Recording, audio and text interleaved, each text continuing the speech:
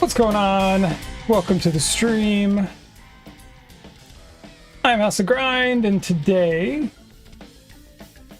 we're going to do a few attempts at Super Mario Kart. See how it goes. I'm not going to play it for too long. Hopefully we won't have to. But I don't know, somewhere between a half an hour and an hour to try to get a run started, because it's about a 40-minute run.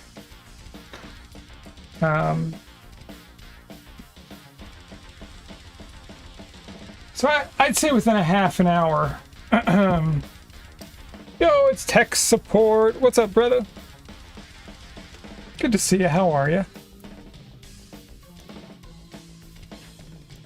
So I'll try. Hopefully I can get a run going within about a half hour or so. And if not, I'm just going to move over and we're going to play Blackthorn.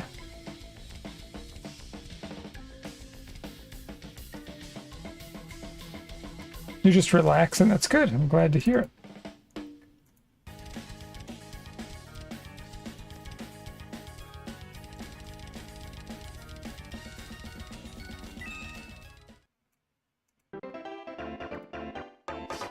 Oh, the wonderful sounds of Super Mario Kart. Which is a wonderful game, but man, the speedruns.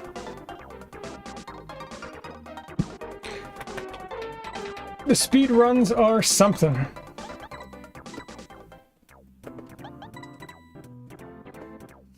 I had a really good attempt, what was it, last week? And it died in Bowser Castle 3. You know, about like 25 or 30 minutes into the run, which is no surprise. Because of course Bowser Castle 3 is probably, if not the second or third most difficult race in the whole game. I mean, I think it's up there. It's definitely up there.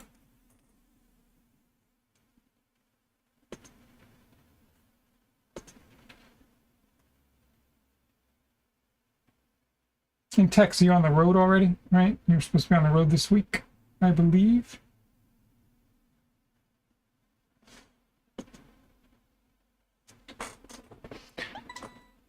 All right, well, I think we'll get started on attempts.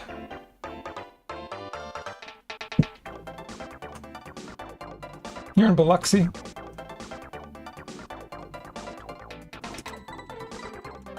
All right, and off we go. Have you been to Biloxi before?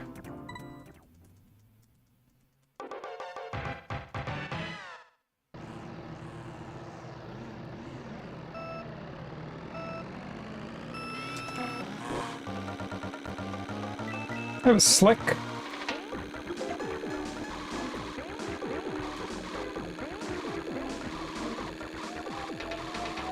Wow, that was a crazy good first lap. I mean, when you hit the power slides just right in this game, it's very satisfying. Like, look at that. Yeah, it's beautiful. But maintaining that, not so easy. And then, of course, I always get nervous once we start lapping the other racers. Because there are so many times where I'm having a great race and then like this, alright, we made it around Toad. Can I make it around Donkey Kong? Nope. It's fine. I mean, it was such a good race that it's not a huge time loss, but that's something where it could have been like an super fast time for that first race, and then, you know, just the timing with Donkey Kong stinks. But how it goes. Tomorrow, got to drive to LA, then turn back around to Florida. Holy crap.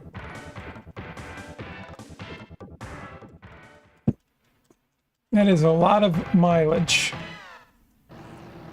I've been there, done that.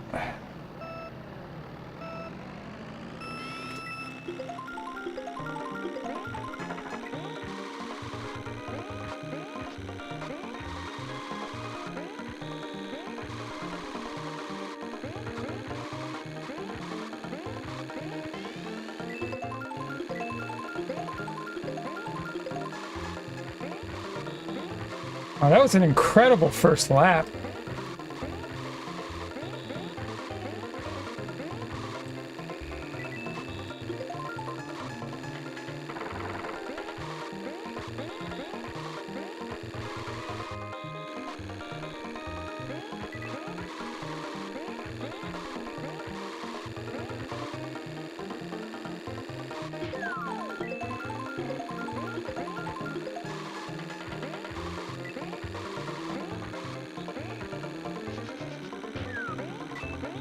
Caught the edge just a little bit too much, the boot edge.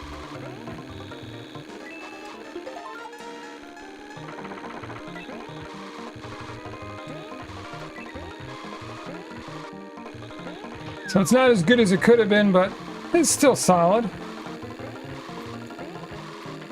I will certainly take that. Yo, Big Will! What's going on? No pesky gophers, thank God.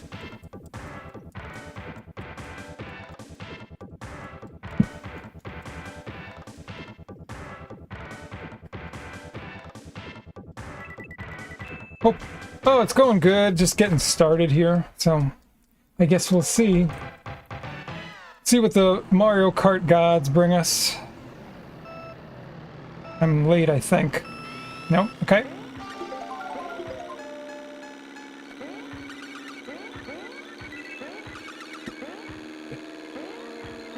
Ask me how it's still going if I'm still on this race in like 20 minutes from now.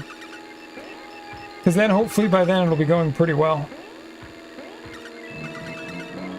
It's unfortunately way too early to tell, of course.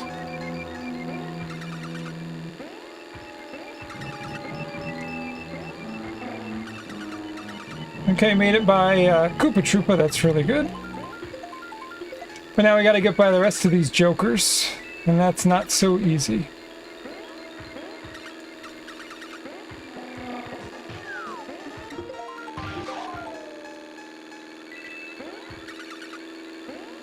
That was neat, I hit Toad there.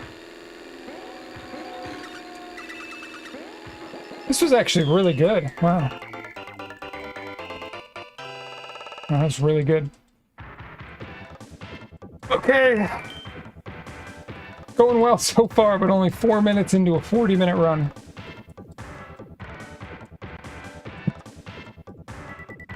Yeah, this was probably my favorite of all the Mario Karts, or the 64 one.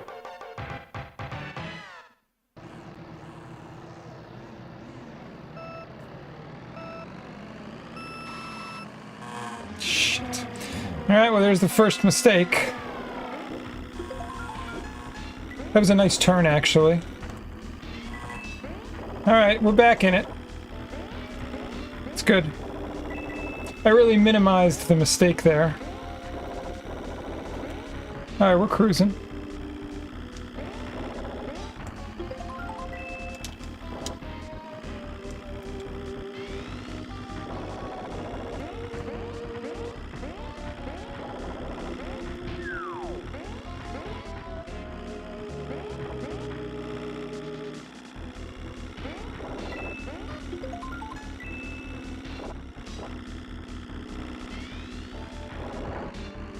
I had a bad feeling about that, but it's very tough to take that power slide and get between the thwomps, which is what I was trying to do, and just got a little too high.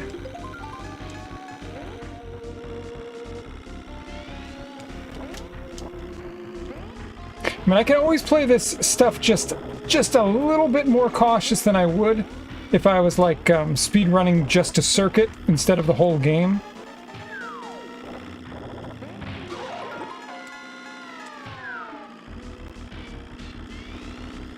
So like I can take out some of the power slides, which will be a little slower of course, but overall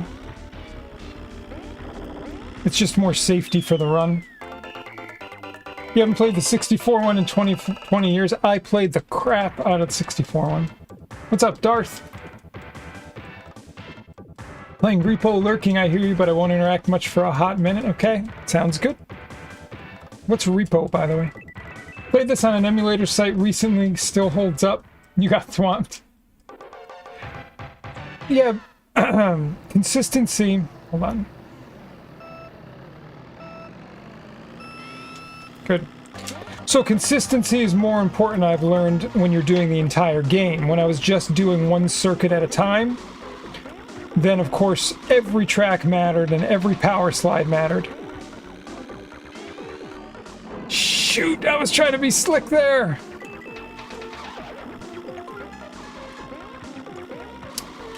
That's okay.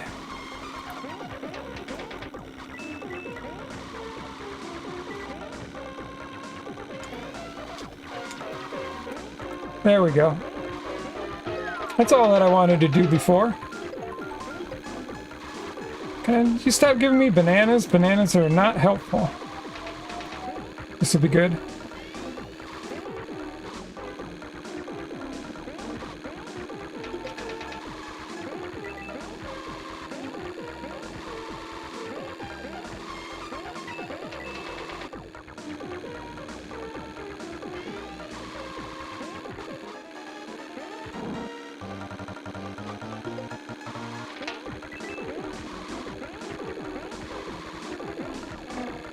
This should still PB this split by quite a lot.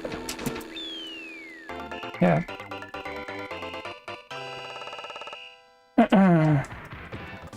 Yeah, that was a really good mushroom cup. Yeah, exactly.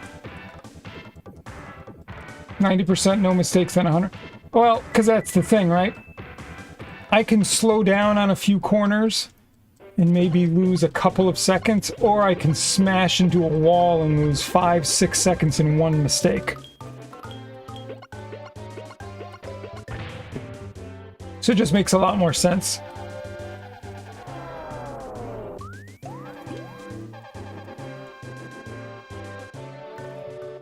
All right. On to the next.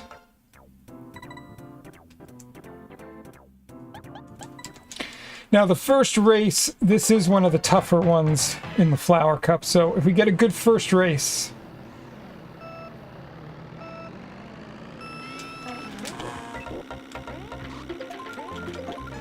then that'll keep us in good shape. It's this part here that's difficult. Shoot, missed a jump there. Hey, we lost a little time.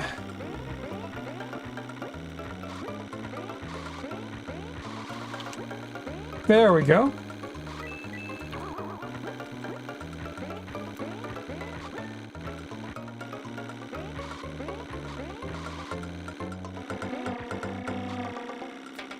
Wasn't perfect there, but good enough.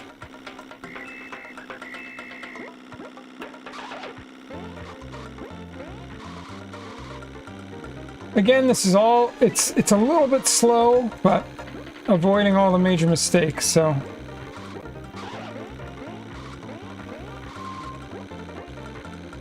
Alright, it's good enough. You want to tell the Forza lobbies this? Everyone trying to win the race on the first corner. And I'm sure they lose the race on the first corner instead.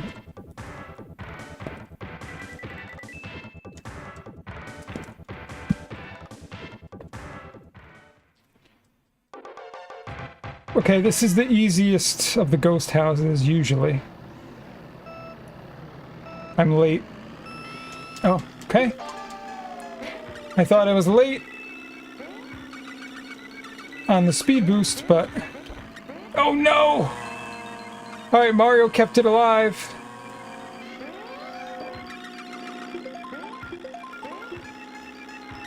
I said this was the easiest of the ghost houses. I was wrong. I meant this is the most difficult. 1 and 3 are much easier than this one, I find.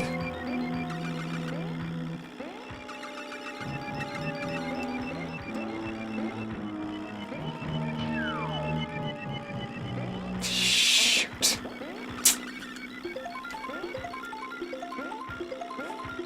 Alright, it's okay. Just some minor mistakes.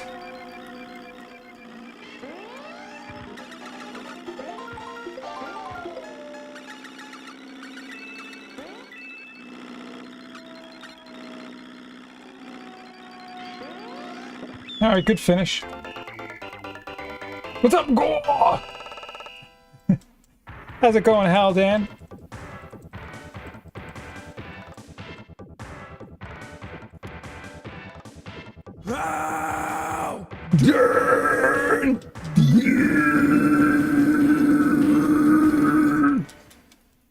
Goodness.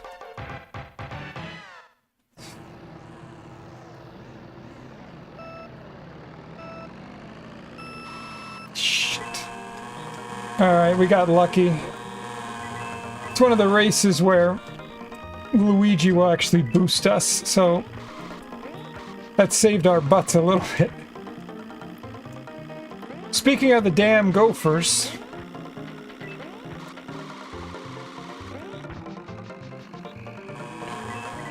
oh, that was weird. Did you see that? We were supposed to spin out, but I hit the wall, and so it didn't actually spin out. It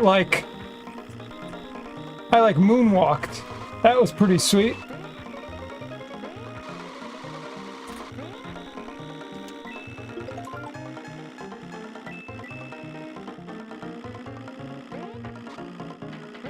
And Haldan, I downloaded all of the extra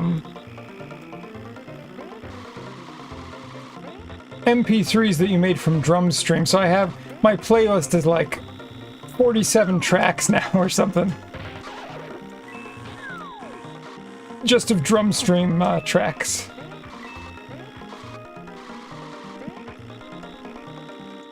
So I appreciate you helping out with that. So I'll always have that to go back to. Oh yeah, Nick Gentili. Big Nick in the house. What's up, D-Nice? Oh, that was scary. Oh, saved it.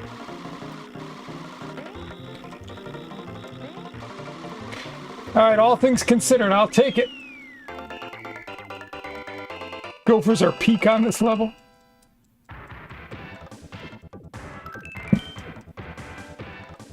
Okay, alright, yeah, the YouTube is up. Just chillin', found a new program on Amazon Prime called Man in the High Castle. Huh, what's that about? Alright, this is going good so far.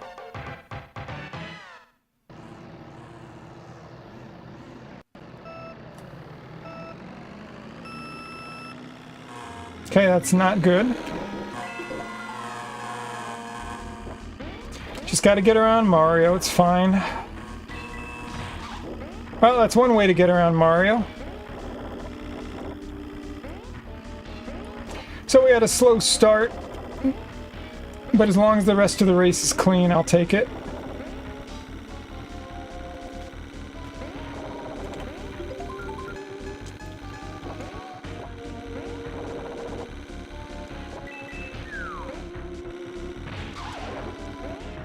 Who did I hit? Luigi! Haha! Oh no. There was a bad slide. All 4 thwomps were down, so I had to do a shallow power slide there, and it just wasn't enough space. But I guess better that than hitting a thwomp.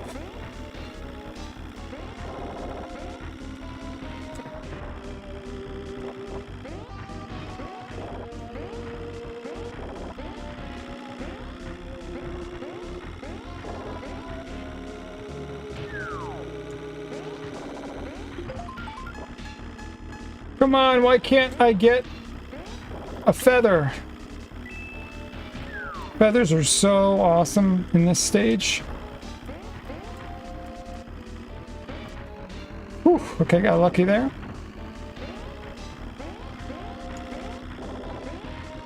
Last lap, let's go. Jeez, where's everyone else? Oh no! Ho-ho! That was scary. You see that green shell bouncing around? Okay, good. Mario got hit. Screw you, Mario. Alright, let's go, baby. Well, it's nothing grind since you record them and cut them for yourself.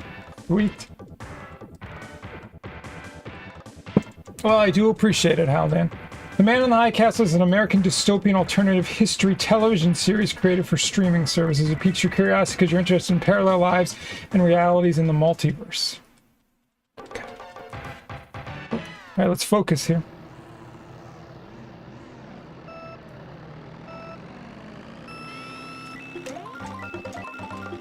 Okay. So this is one of the most important races to get the speed boost in the beginning, I think. Because it's such a hard race, and it's so hard to get ahead of the CPU. And so, if you don't get some speed in the beginning, and you have to deal with getting through all 8 racers, it is awful. And it's so much time loss. Alright, I gotta focus here.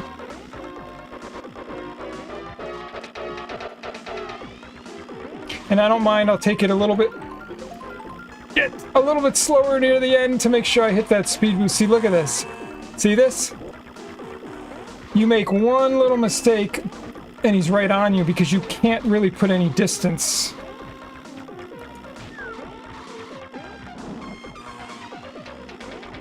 So that's the only distance that I get for the whole lap, and then Mario's trying to catch right back up to me. That was good. Oh!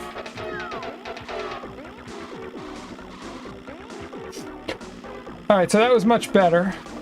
And then we get a little bit of distance again.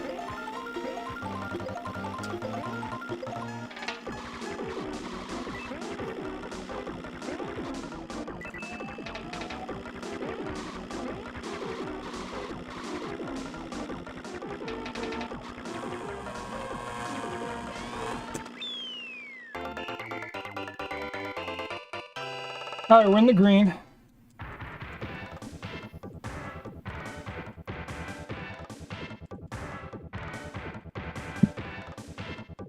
It was still a good, solid flower cup.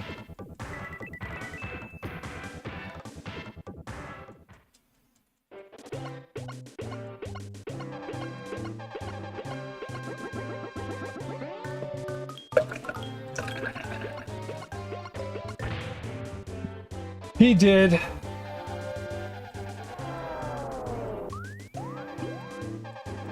Yeah, that's one of my least favorite races in the whole game. And what is that, Mario Circuit 3, I think? Wasn't really paying attention. But whatever, Mario Circuit in the Flower Cup is the last race in the Flower Cup. Not one of my favorites.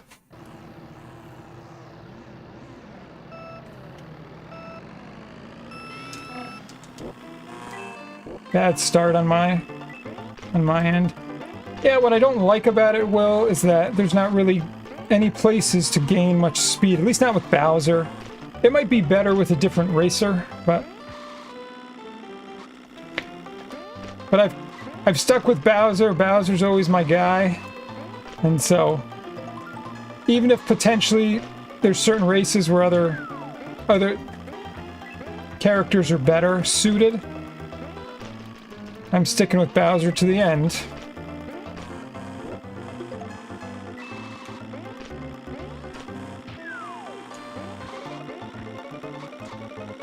This is another race, unless you get a lot of items, you can't really get ahead by much.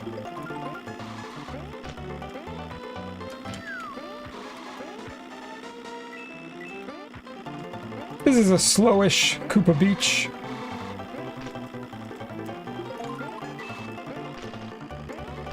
But it'll do.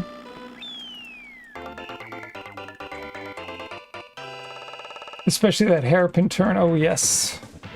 Big boy top speed. Well, that's why, for like example, in the ghost houses, Bowser and Donkey Kong are undefeated. Nobody's gonna top their times.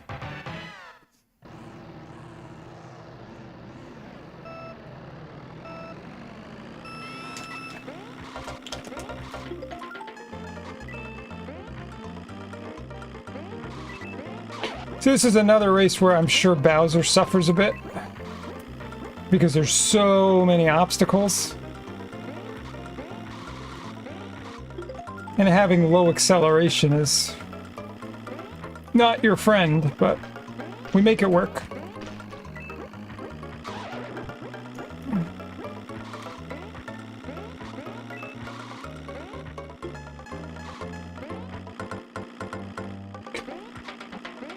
I always try to drop that banana there if I can, just to get someone off my tail. All right, there we go. We got Donkey Kong. Take some of your own medicine there, Donkey Kong.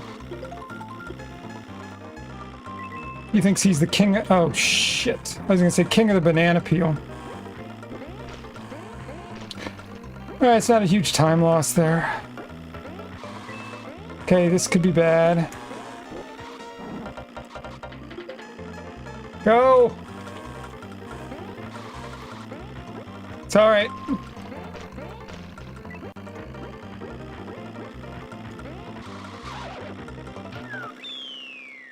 Whew. I tried going karting and being big doesn't help with speed.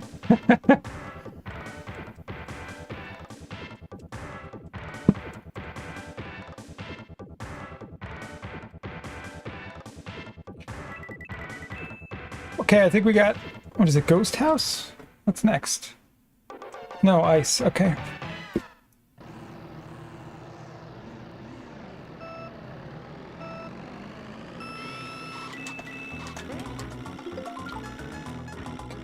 Okay. I can't believe I hit that ice. I felt so good about getting through that ice. Shoot. Okay, this can be a little dangerous. Trying to get past these jokers. There he is. Stay away. Stay away from me, Mario. I hate you. You're an awful human being. Ha ha ha! Let the hatred flow through you. Okay.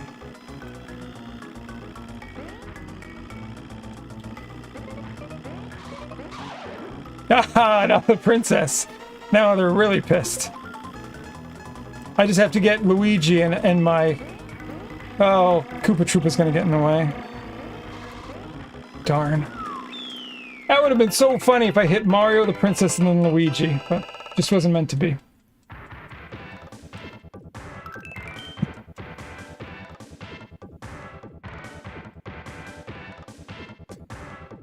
Alright, what's round 4?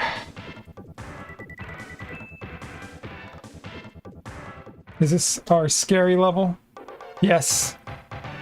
Alright, it's time to make or break it right here, boys and girls.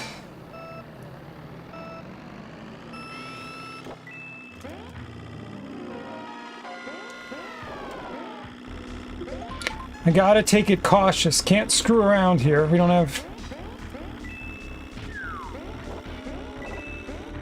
Okay, good start. 1 down, 4 to go.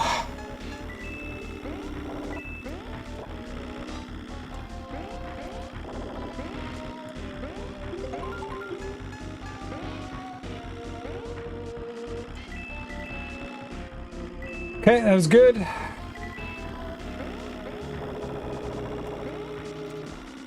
All right, 2 down, 3 to go.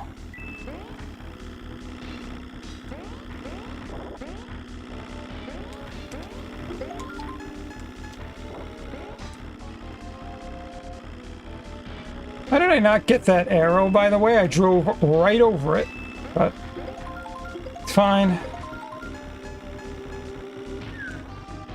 3 down, 2 to go. Yes! Hit someone! Haha, screw you, Luigi. It's okay, miss the arrow. I don't mind.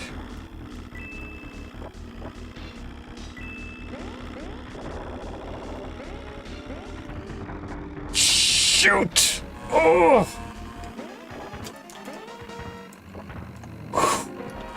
Stay focused.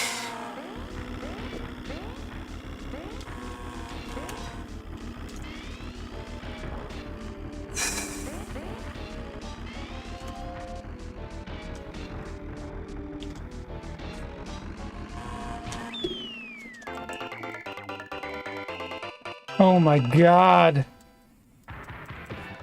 What an awful race that is. But it's okay.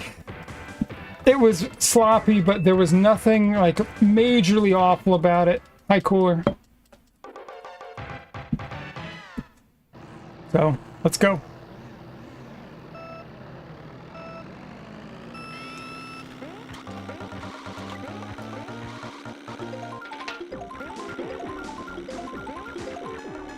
Now, I've had some problems in this race. It's a fairly tough one.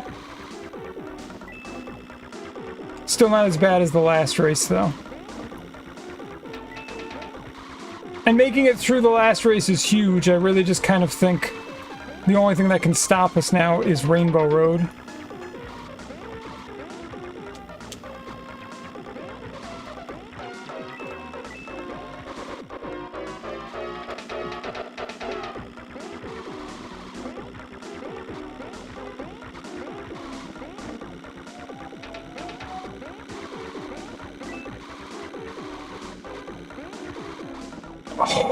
Oh my god, that was scary.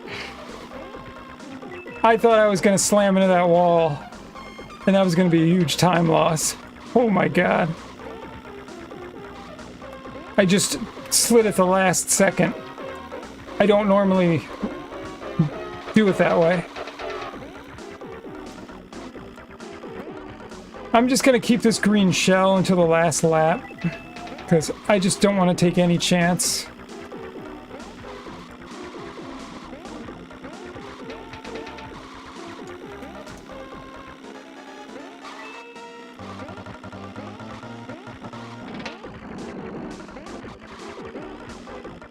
It's okay. I hope Mario does not get second. If he doesn't get second, I'll be so happy. Since he stole first place from me in the last race.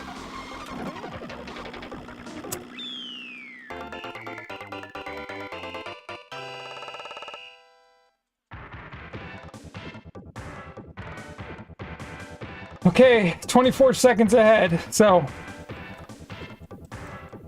it's good. You think Mario and Luigi are the most annoying rivals? I agree. But with Bowser, they automatically become your rivals. Okay. Alright, we're on to the Special Cup. Rubber banding coming in clutch. You want to see what the world looks like in 1962 in Japan and Germany, one World War II, and what society is like after that.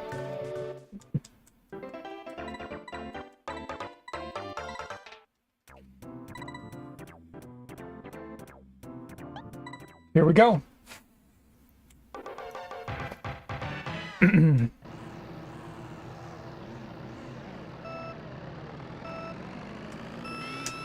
This is also not an easy starting race.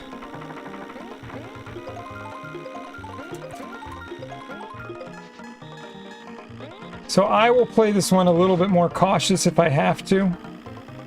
Really, the only, like the really difficult part is the big turn for the second bridge, this part.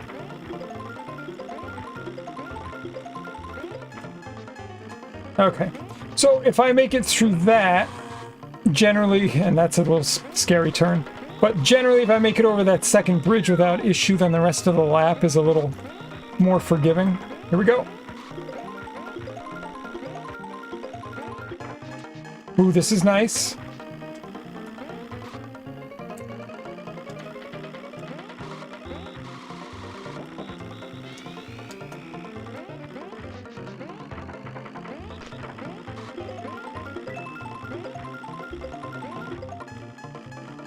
Okay, that's 4.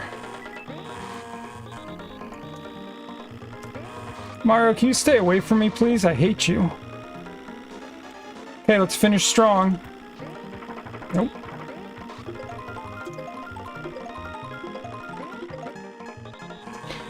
Alright, we survived. Made it over the bridge 5 times. I just have to get away from Mario.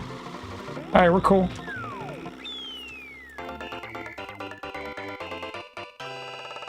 This is the only track with a mandatory hop over gap to complete a lap in Mario Kart history. I'm sure I hear that in an MK YouTube video.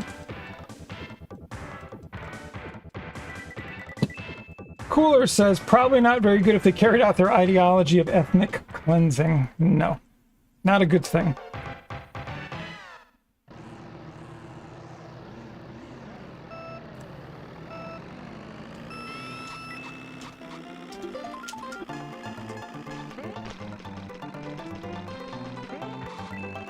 Overall, my fast starts for races have been excellent.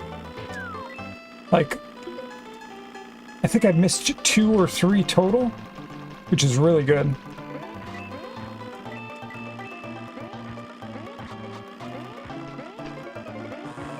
Okay, that was not great.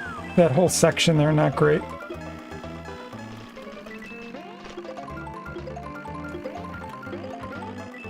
Again, this is another one of those races, like, you can't get any distance from the other racers. They are on your tail the entire time. Which is, of course, awful with Mario and Luigi because one mistake, and then you have to deal with superpower. And that's about as scary as it gets.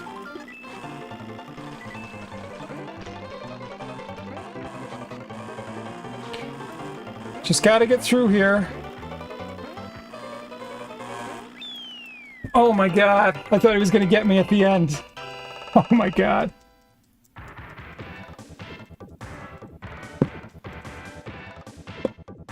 Whew.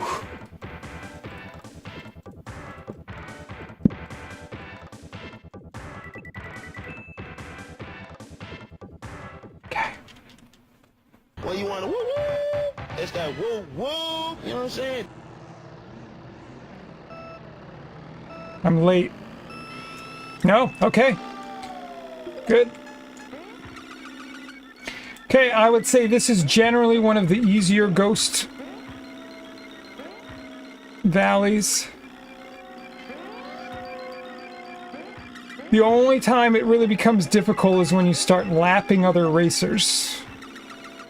And then when I'm dealing with Toad and Donkey Kong and Koopa Troopa, that's where it can get dangerous. But generally going through the laps, you know, without any obstruction is pretty easy.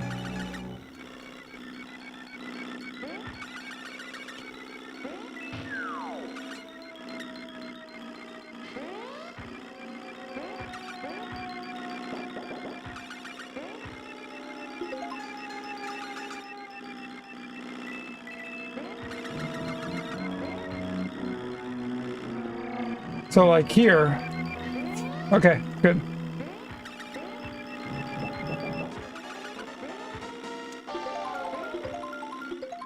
Alright, this is great. So far, nice and clean.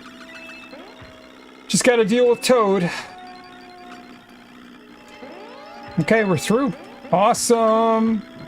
Wow.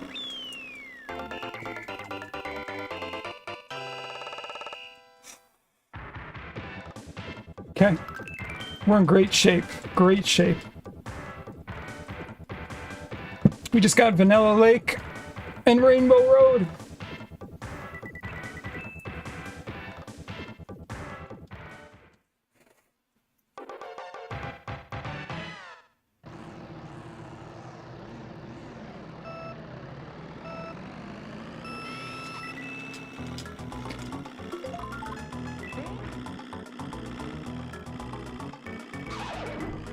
Ha! Suck it!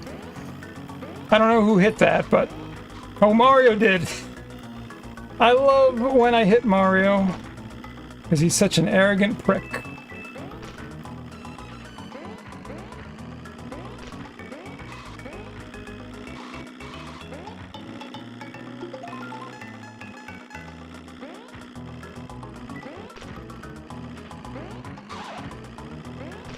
Oh, I got Princess! How do you like that?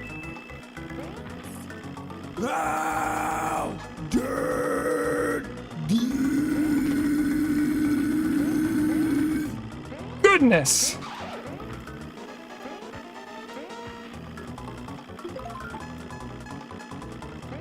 Oh, this is quite nice, actually.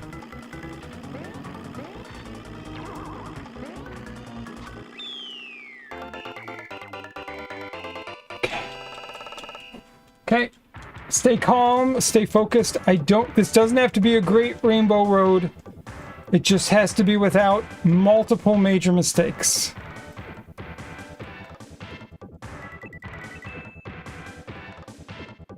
Okay, let's do this.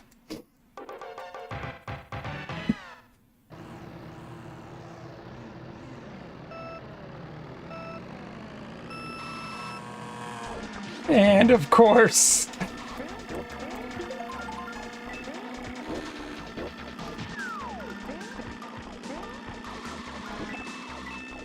Okay, so bad start.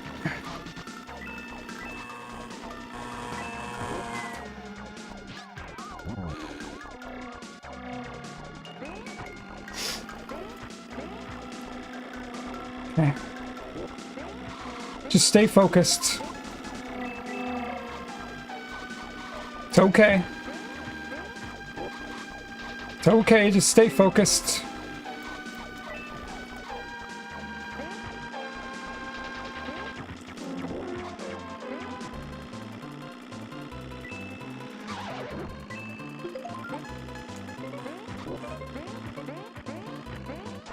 Okay, good enough.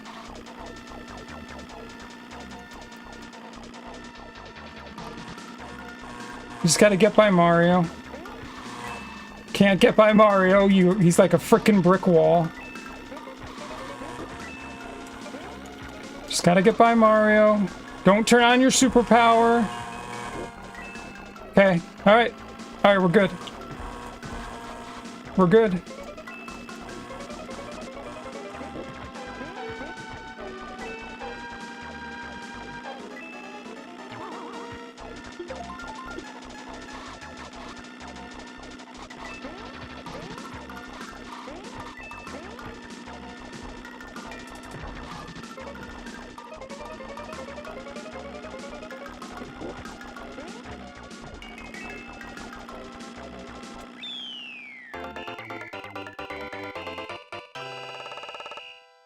All right, sub 39:30.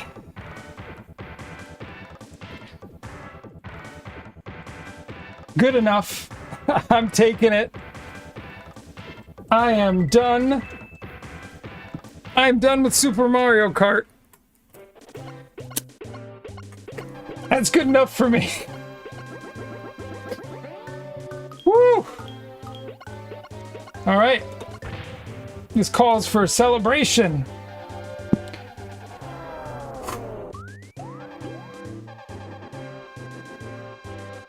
Obviously, the Rainbow Road was not so good, but everything else was actually pretty good. No major mistakes on the whole thing except Rainbow Road.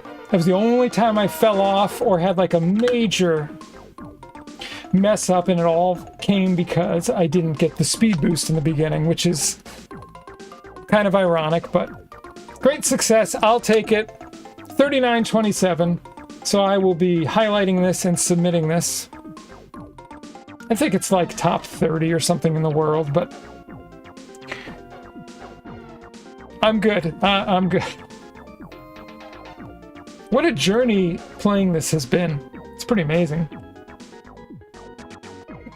Thanks for the GGs, by the way. Lord of Steel. Oh, I didn't see you, Lord of Steel. Because your name is the same color as D Nice's, and they're very hard to read. But it's nice to see you. Welcome in. And Darth, thanks for the GGs. Great success, Cooler. PBs are becoming cooler and cooler. SK. Cooler sky's the limit.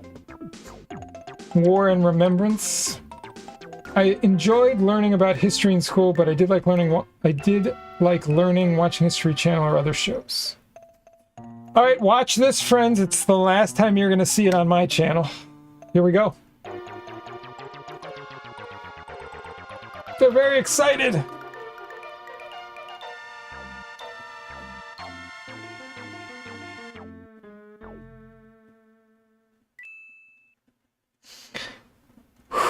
The end. Yeah, I'd have to look big. Well, I think I have top 20 in some of the circuit races. This one's a little bit more competitive. I don't generally do long categories like this. I did it for like Adventures of Lolo, which was about 35 or 40 minutes, whatever. I don't remember what my PB is. I'm in third place on that. Do I have any other long runs in Lufia too? But doing the Ancient Cave is totally different than this. Most of the speedruns that I've done are sort of in the 15-minute or less realm. And so, here, let me bring up, and then we can talk about this a little bit more. Oh yes, we're going to save that. Exit out of that. Let's bring this up.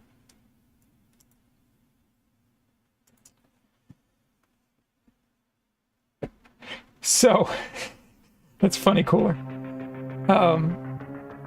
Yeah, most of the speedruns are under 15 minutes that I do. The only reason I did this is I did all the circuits, which were under 10 minutes each. I think they were 8 and 9 minutes, depending on which circuit I was in. And,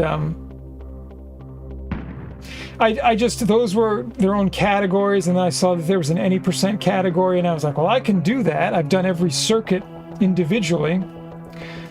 So I figured, all right, I just want to get like a time that doesn't have to be a great time, just a time that I feel comfortable with for the any percent run. So that's great.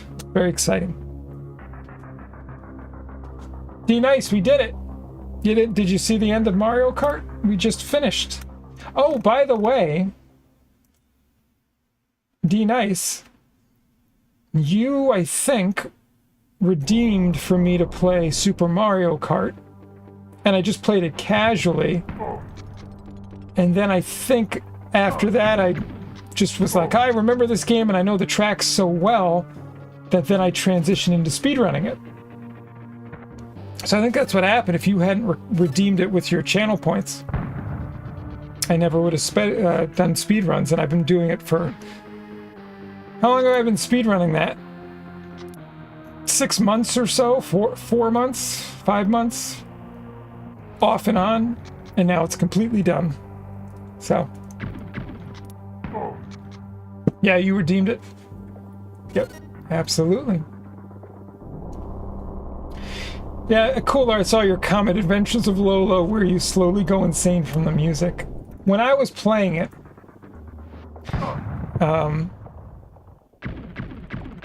I kind of, you know, I blanked it out. I blanked it out.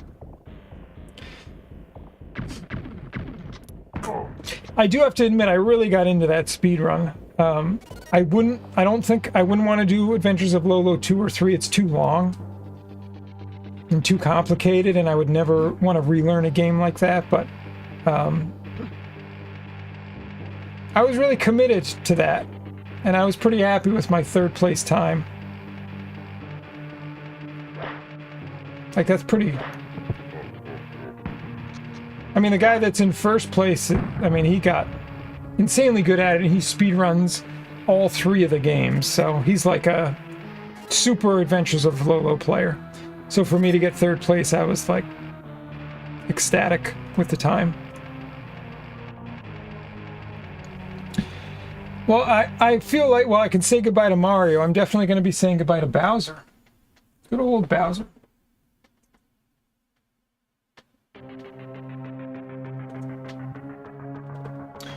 Okay, let's get into some Blackthorn.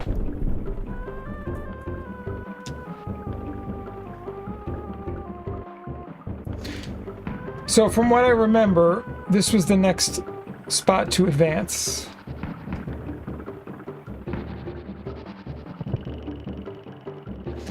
I didn't want to do that.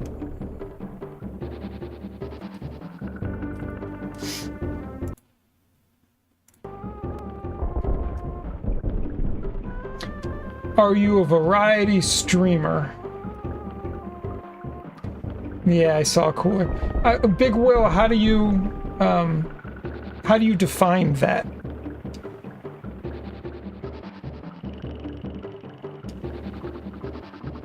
I would say I don't really consider myself anything. I just do what I want to do when I'm on stream, but maybe it falls into a category.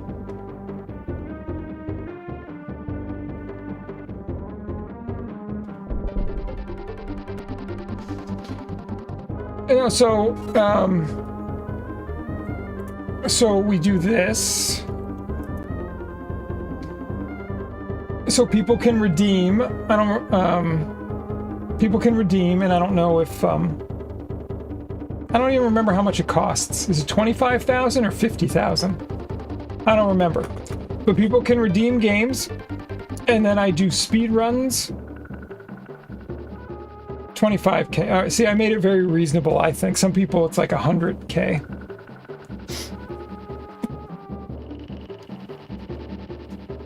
And then, yeah, and then music. And of course, it's not just retro and variety. It is deep, thoughtful conversation. It's philosophy. It's human behavior. It can be history. It can be, well, spiritually, metaphysical stuff. Whatever you want. Which, to me, I think is important because I know that a lot of social media channels don't run themselves that way. Oh, we got a brutal dictate. I gotta think about, it's only one word, so I could do a like a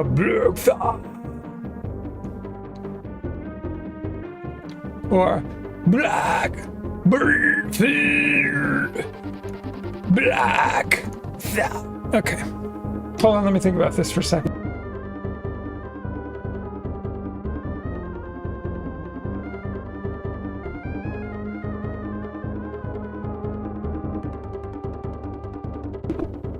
All right, cool. I'll give you a couple different ones.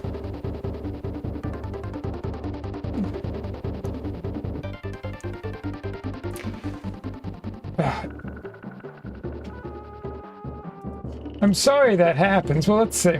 If I go to my filters. All right, I'm going to turn them off and see if it makes a difference.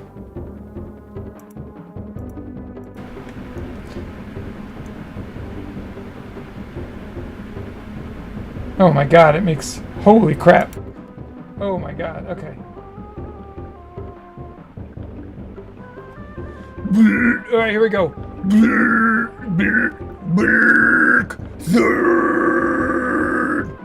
Or we could do a... Black Zone! Black Zone! Black Zone!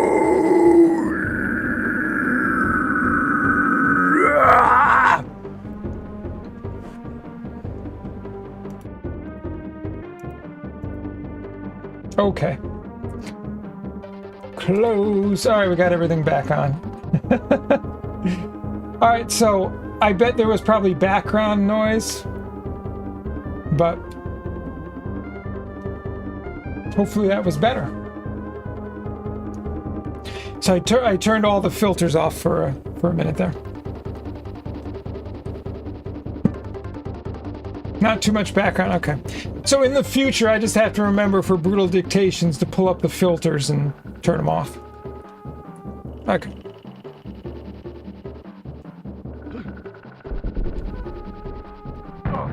Oh, I hit that, but I was unfortunately in the middle of a step. Oh. The seer wants you to have this potion. Oh, okay.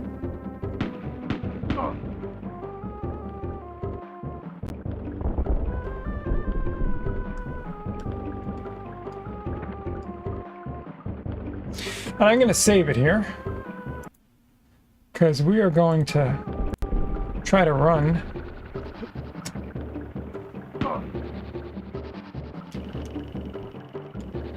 Time to kick some ass. We're going to help the good guy out. Oh, there we killed them both! He was like a meat shield.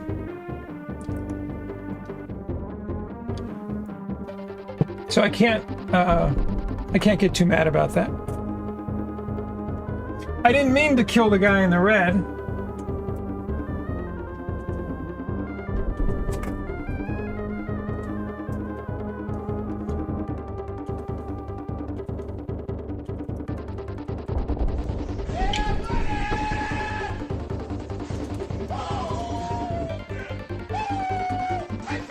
Yeah, buddy! What's up, Cryptic? Welcome in, dude. Good to see you. Oh, thanks, Cooler. That'll be a fun one.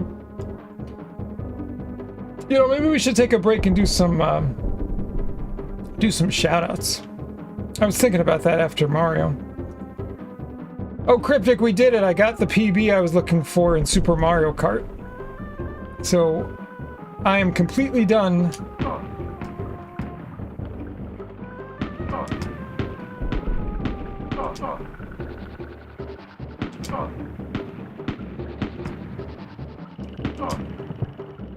Hey, we didn't kill the good guy. But I'm completely done playing Super Mario Kart now. Which is exciting. Curse Sarlacc. Alright, I'm gonna do that. Hold on. So let's do a few shoutouts. That'll be fun.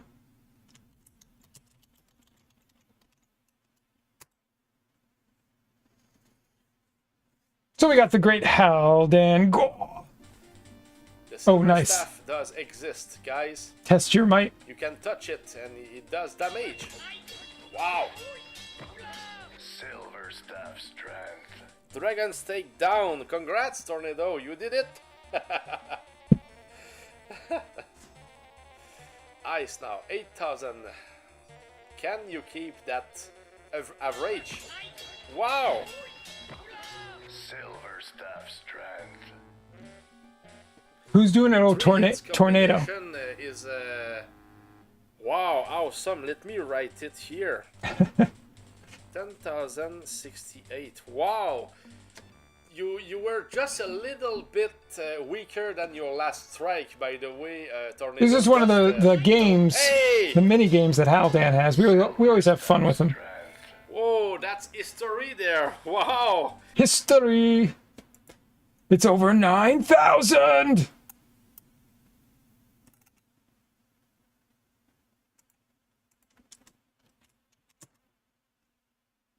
Yeah, absolutely. Yeah, we're looking forward to whenever the next Haldan Gore stream is, of course. Let's see what we get here with Cryptic.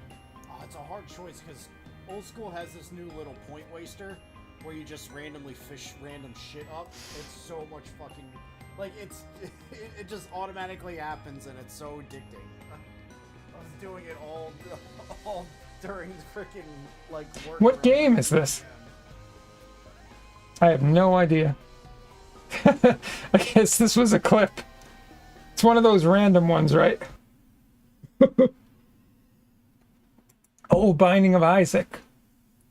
I've heard of it, and I think I've seen it a little bit before, but I've never tried it myself. You're planning to play Contra for retro achievements. The struggle is to beat the game deathless with bad weapons. Oh, wow.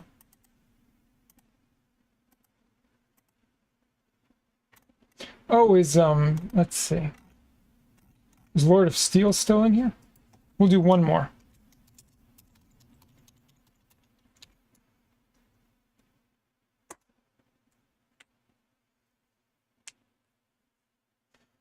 Let's see what we got with Lord of Steel. Oh, I remember when he was playing this. Jeez. Such a random pick here.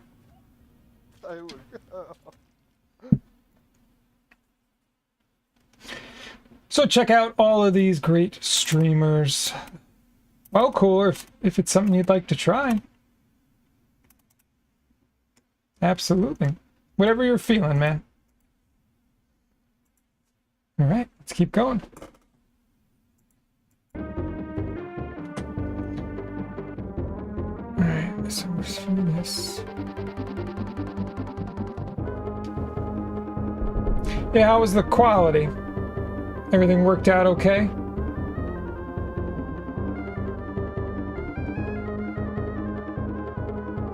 Power to the Andrathi. Take this bomb. Thank you, friend. Okay. Mostly Haldan too. Seemed okay. Oh, we gotta run and jump here.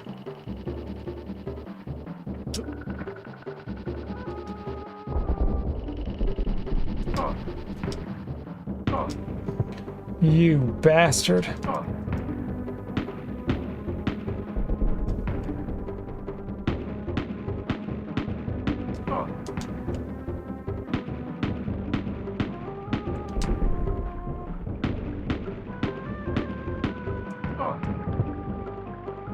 I showed you. Okay, now this... Alright, some of these controls sketch me out a bit. I'm gonna save it again. Alright, so I should be able to... Alright, good. Okay. If you can get a levitator, then you can get some wasps. Wasps?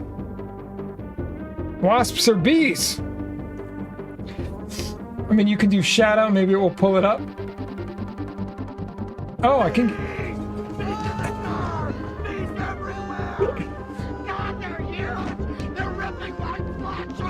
Your firearms are useless against them!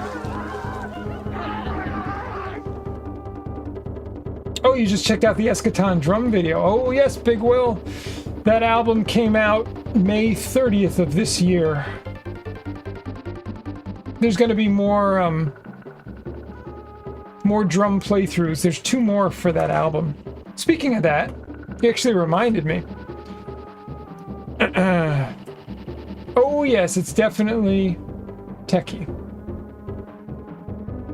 You should hear some of the other songs on the album. If you like it, you can find the label put the full album stream up, and if you really like it, feel free to purchase a copy. Or get some merch. Just look up to the name of the album. If you put Eschaton Tectalitarian, full album stream, the official album stream should come up from that's put out by the label. So, you know, not a pirated version like the official audio. And check it out.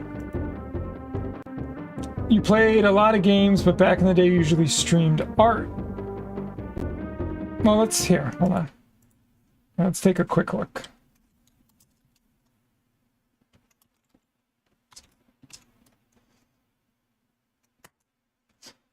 Let's see what we get.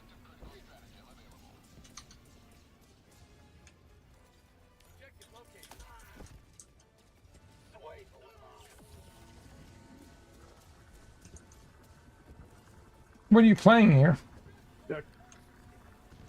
I'm completely unimpressed with the arc grenade. That's a cannon shot.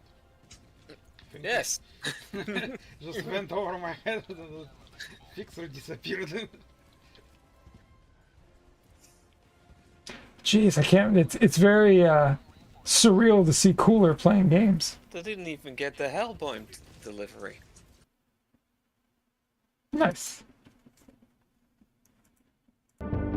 Helldivers 2. You lost your layout image during Windows repair, so you need to draw a new one. Well, that's good. It'll give you something to do. Oh, jeez.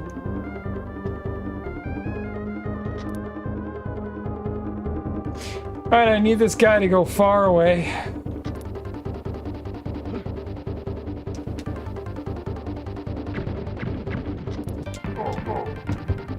Whew.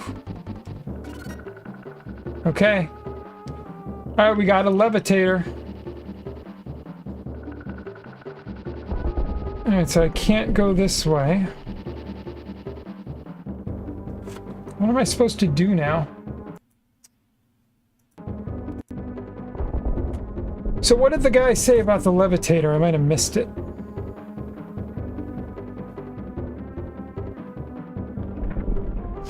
That was one on the darkest cities I've seen yet in the game.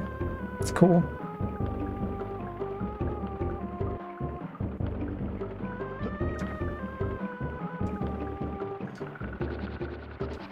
Or was it this guy that said it? You can get some wasps.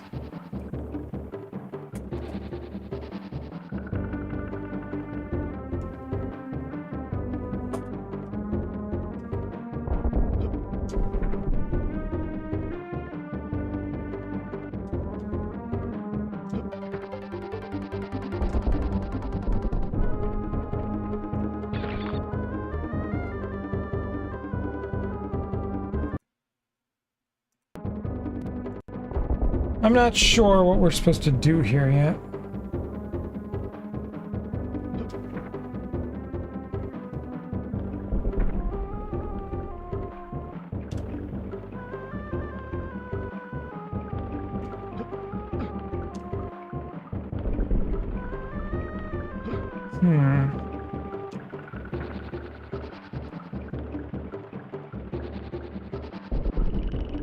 Okay. All right, so we're not through here yet. All right.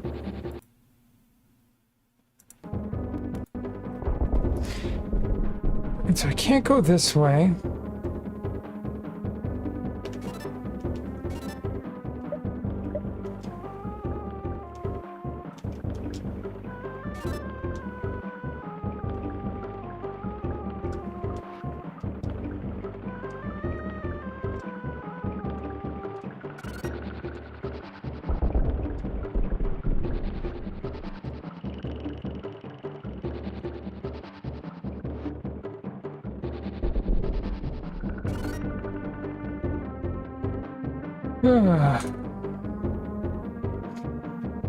That animation's not as brutal as on PC. What do I think of Mayhem? Burzum, been listening to that today. It's so sloppy compared to your stuff, but you like it.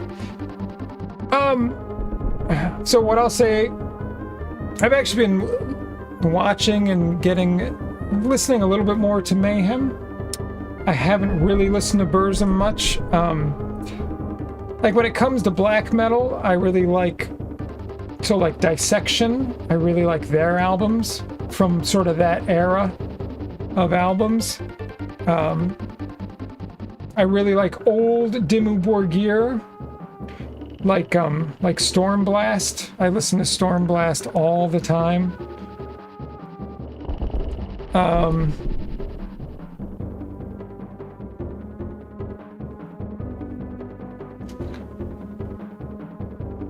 I don't know. I mean, I love black metal for the mood that it creates.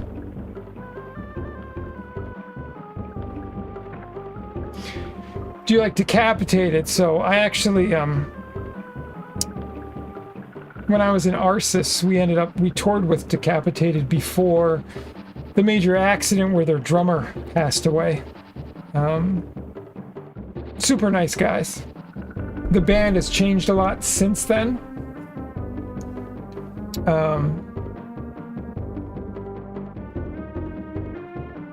But yeah, no, I like Decapitated.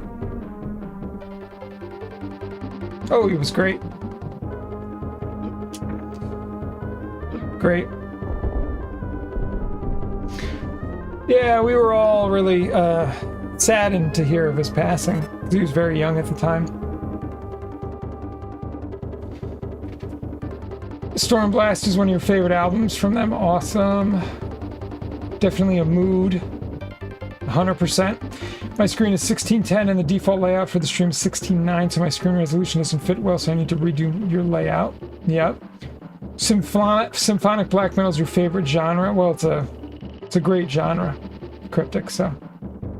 Who are some of your favorites, Cryptic?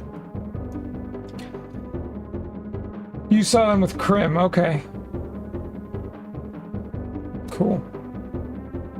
Yeah, I saw Crim when, since he's been with Septic Flesh.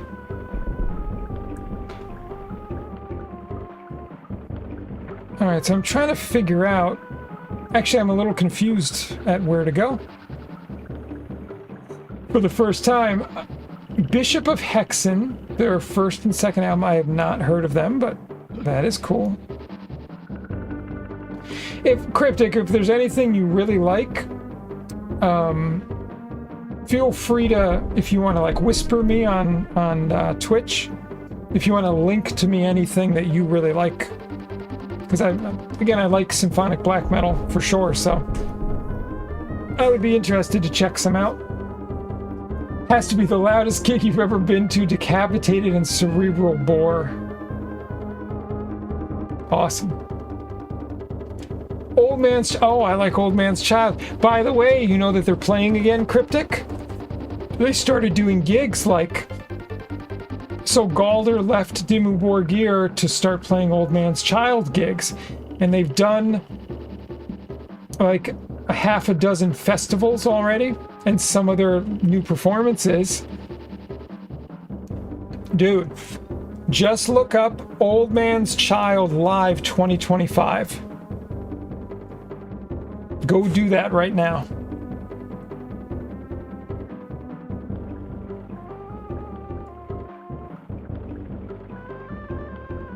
Yeah, it's pretty fucking awesome.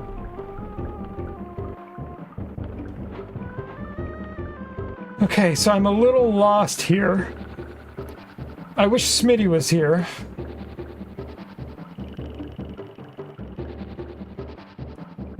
Because Smitty said he would help out. And I told him I'd be playing today. I'm hoping he's going to show up, but...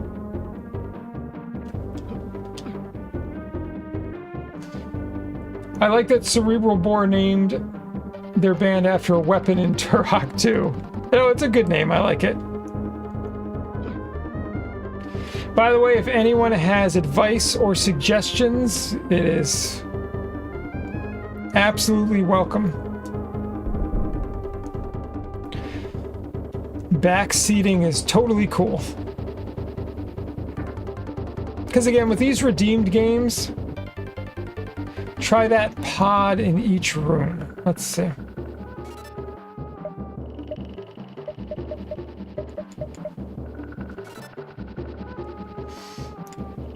Can you be more specific, Haldan? What pod?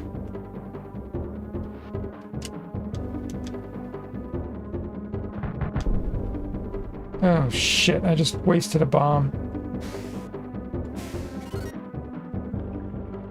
The triangle item, okay.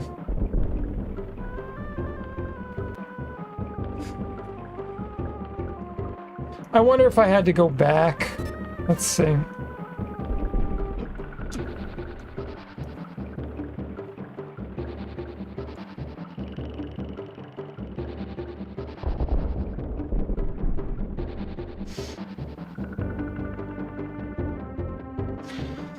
Alright, let's go back and mess with the triangle item.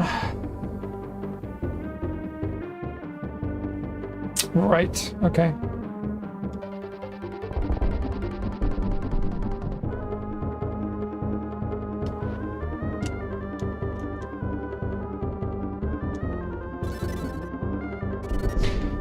Oh, I didn't want to do that. That's unfortunate. Okay.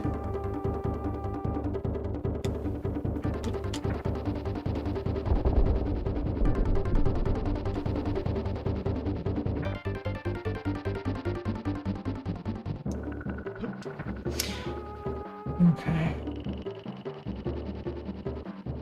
So this was the only thing that I was thinking, Haldan.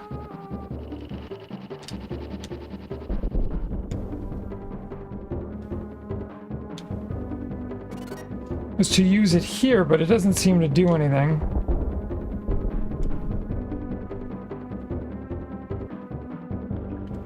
And I can't use it. It's very annoying. So I can't use it on the bridges, maybe? Can I only use it on the solid ground? Is that the thing?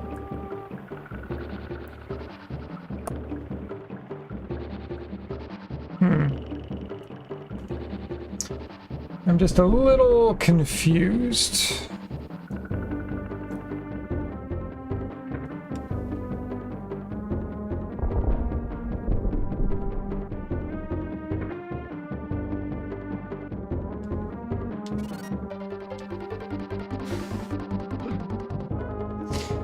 Okay, so right, so we see what it does.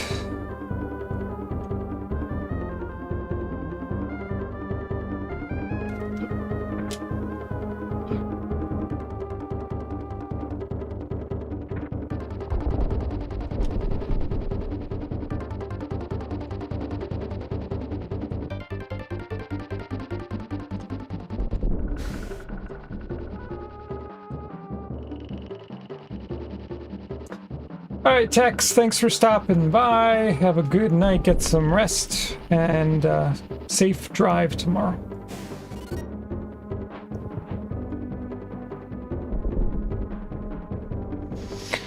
Alright, so I have to figure out where to use this stinking thing.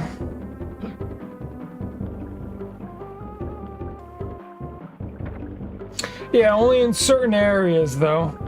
So like here, Haldan, if there's nowhere to jump up, then it doesn't work, as far as I can tell.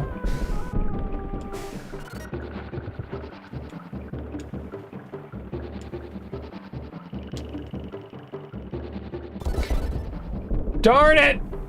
I keep using the items. Shoot.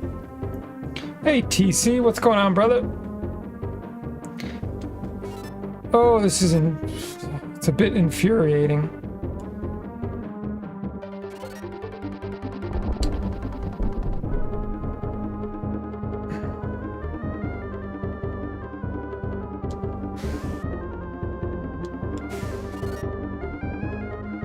I'm just gonna reload my last save. Let's do that. Go back to where I was.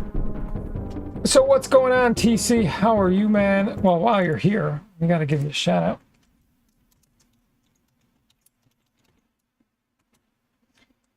Riffing and changing tones, you're in a new project. What's the new project?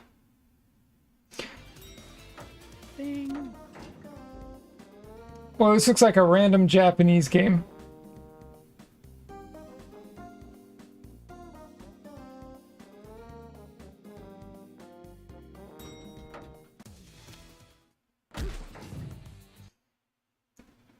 Death Course or something close. So you're working with existing musicians, or you're doing your own thing, or it's a band that exists, or what's the deal?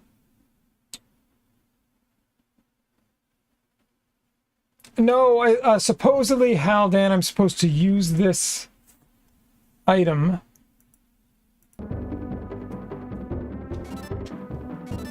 I'm supposed to use this levitator to get bees. That's what they told me. It's all new.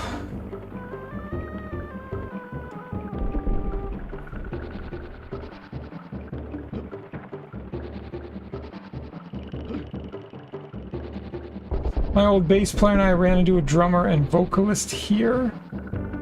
Okay. Well, that's cool. Let me know.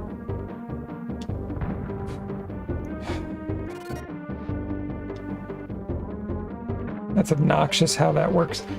Okay, let's have a look at every reasonable place that you could go.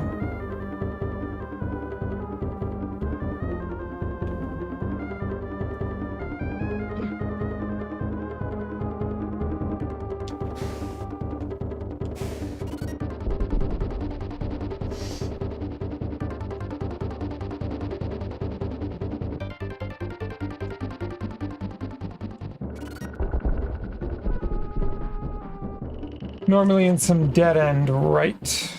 That makes sense. I'd use it there, but it'd be a bit before I have anything when I'm actually excited. My last death metal project fell super hard and left a bitter taste in playing with people, so I hope this doesn't suck. I wish you lots of luck in it, man.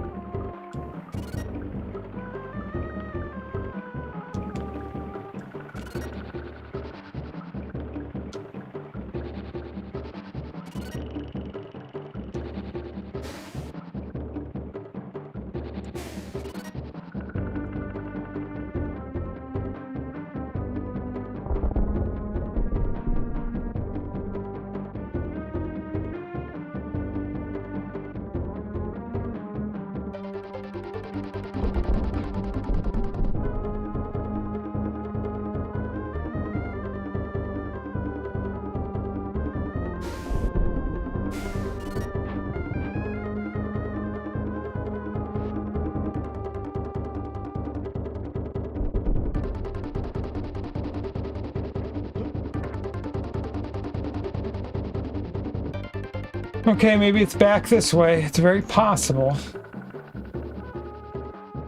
Oh, TC, also I got my PB in Mario Kart, any percent, so I'm all done with that game. You have to say Eschaton Totalitarian is growing into one of your #1 spots. You guys absolutely blew that off the hinges. Oh, thank you so much.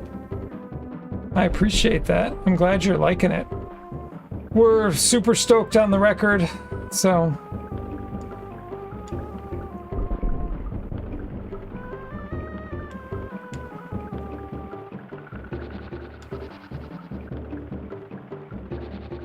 Right, not where there's a roof. That would make sense.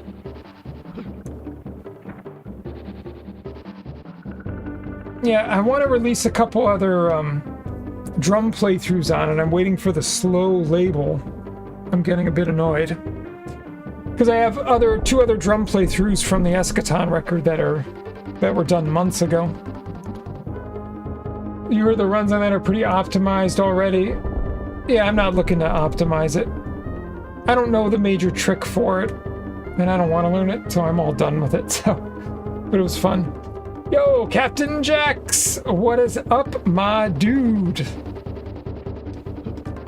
How you been, brother? It's good to see you. What's good in the land of Captain Jax? Here, we gotta give you a big old shout out.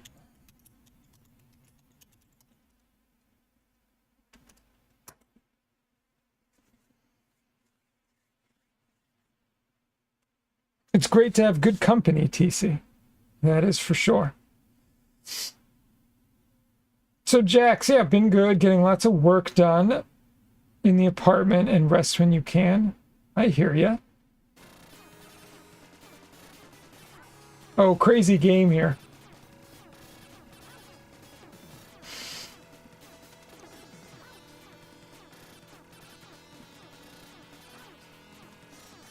I have not played it. Oh, he died? No, my God, man.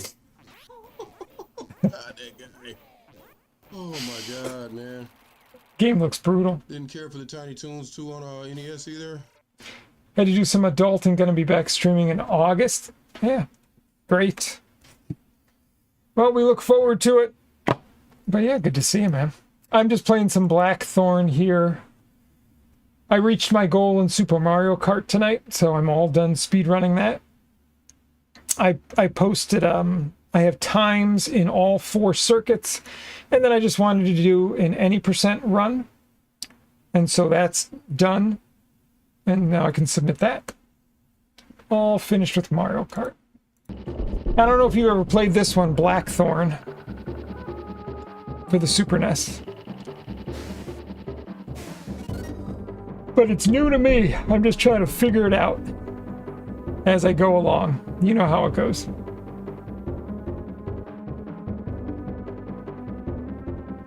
Unfortunately, I have no friggin' clue where to go at the moment.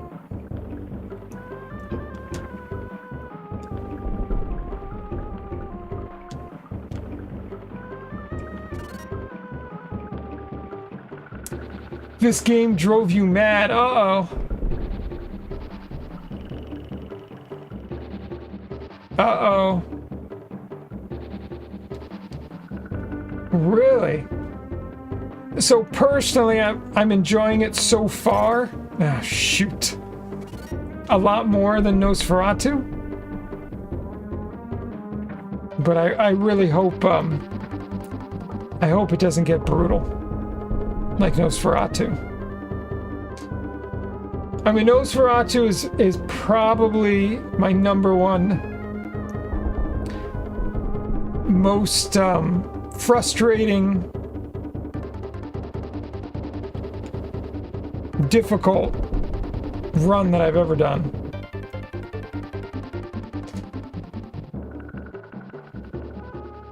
And at least, like I said, so far for me, this is not at that level.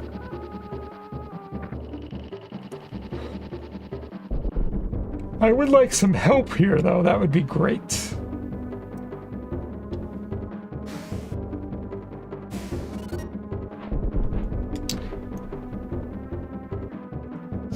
I'd heard of this one, TC, but I never played it before. Alright, so what we're gonna do...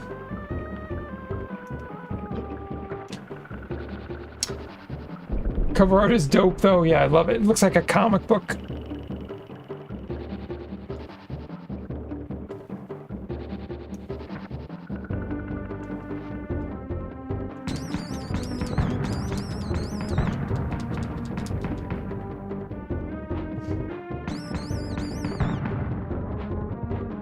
Okay, good call, Haldan. Good call.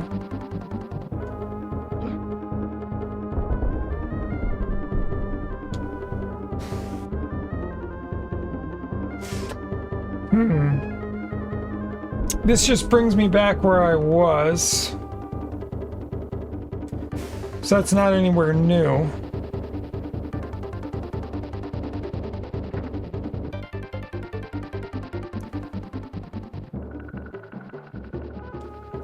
This is the only spot that I would think.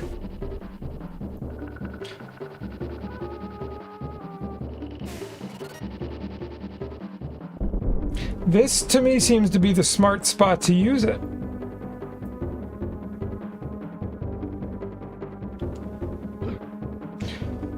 I don't know. Jim Lee was the artist, okay. Makes a lot of sense.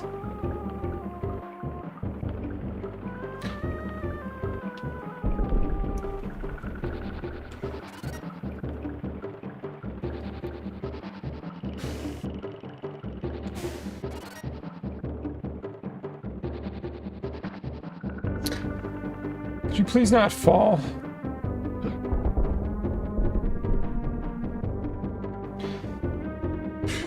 I'm not really sure. I guess I gotta walk back even further? I don't know.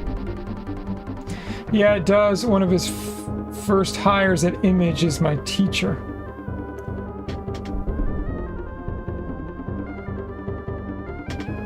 What do you mean? Oh, okay, maybe. All right. So we haven't killed that guy yet.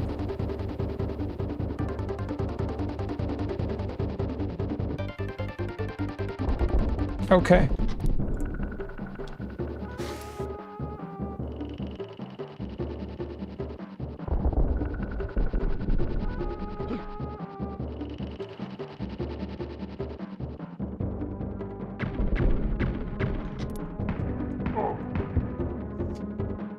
All right.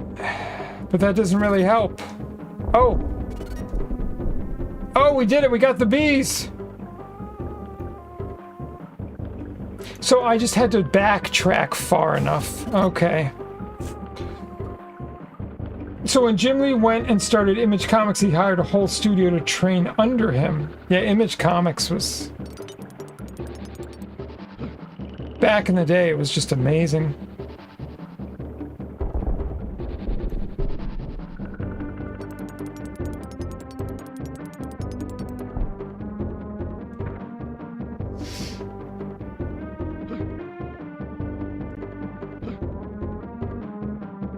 Well, also the art style. At the time, from what I remember, it had a very particular art style.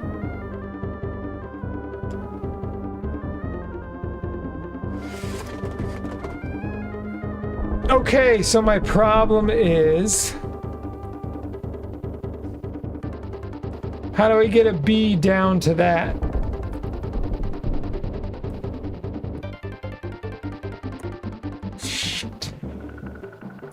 So do I have to go up and around? I think I do. All right. I am actually just going to take here, first of all.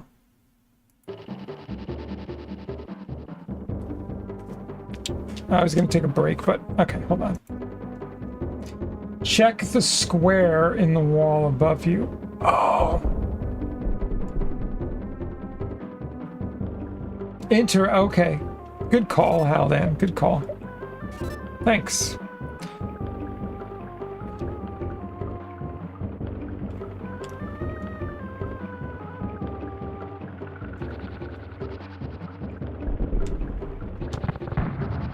Yeah!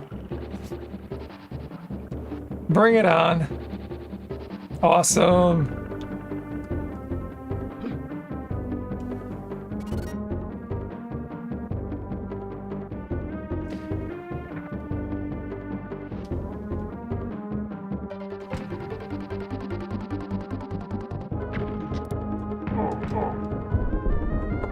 Kind of reminds me of Pitfall. Yeah, I get the vibe.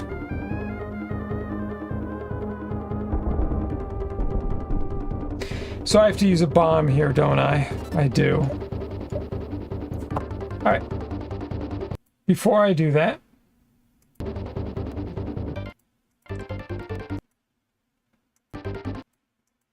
I'm just going to take a short break here, folks. Give me a few minutes, I'll be back, and we're going to play some more Blackthorn. Thanks, everyone, for hanging out. Blackthorn and Prince of Persia 2 are the best games of that kind, both on SNES. Cool. Good to know. All right, here's some tunes from the drum streams, courtesy of Haldan Gore.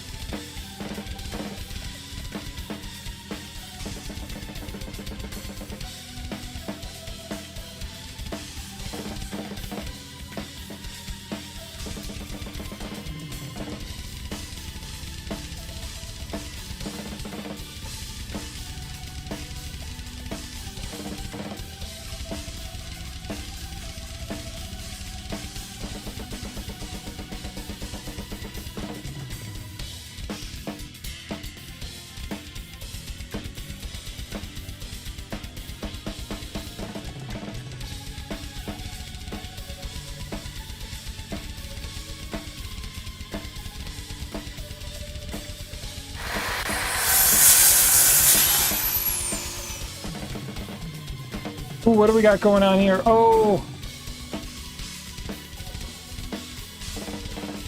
Love it. Abandoned castle.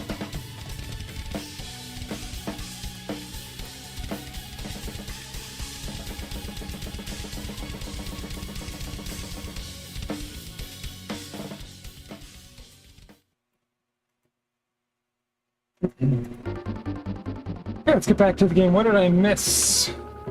Prince of Persia 2 yuck exaggerating for comic effect. Yep. Oh yeah, there was Chrono Trigger when I was leaving. Is there a retro treatment set for Saga Frontier? No, Darth, not yet. 100+ requests. 2 guys teamed up to do it, but they left. Set requested, good move, but yeah, I can understand it's scary. 100%, I'd play any Saga Frontier set for retro achievements, but man, I found a Final Fantasy VI set that I may never do. They changed the sprites to very bad sprites, not to mention the vulgar, very vulgar text, especially for items. When they started Helmet, it's called Poop Helmet. You can have an idea of the rest of the game. What's the starting helmet? Of course, it's defensive shit, duh. Okay.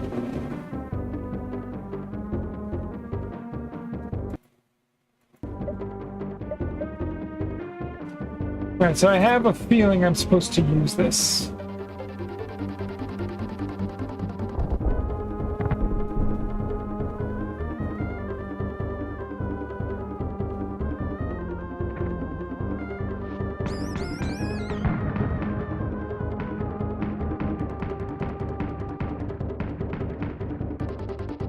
You don't trust the game maker? Atma weapon might be called Blue Dick, the way I saw it. Yeah.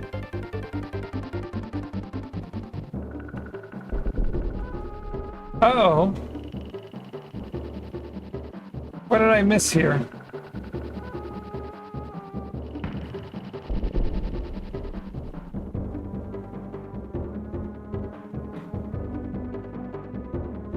Oh.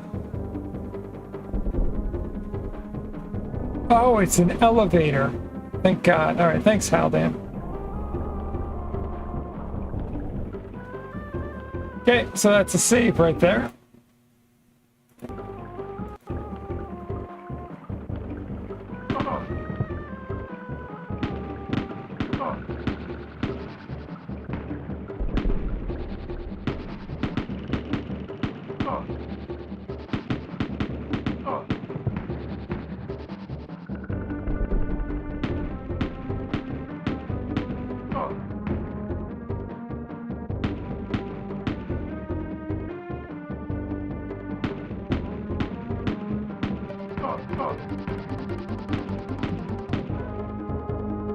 I'm gonna wait till he does 5. Just to be sure.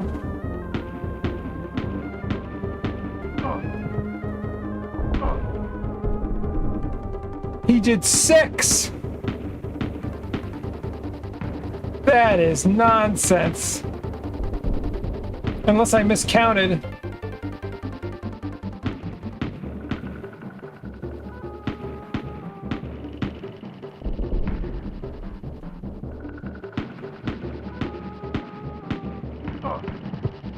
Jeez.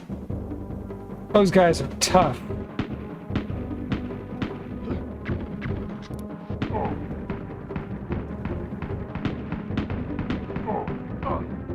Sorry. Oh, you son of a...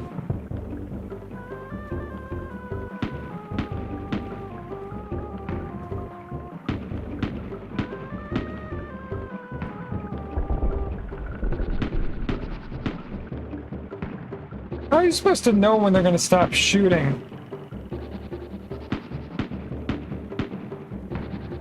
This is insane.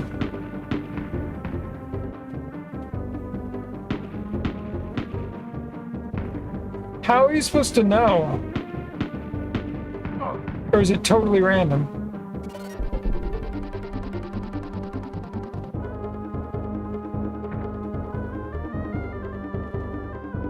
Ready, aim, fire.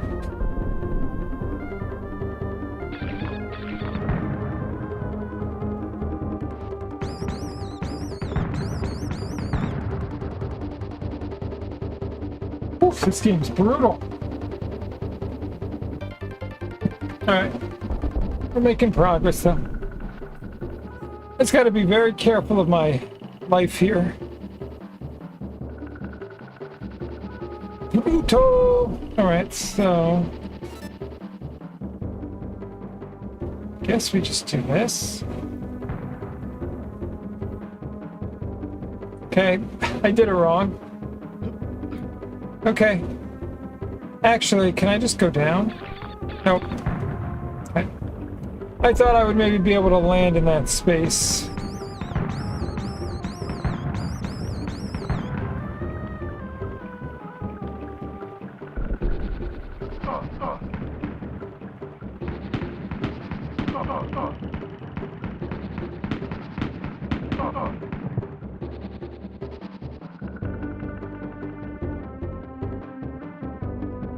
It does help having these guys to assist.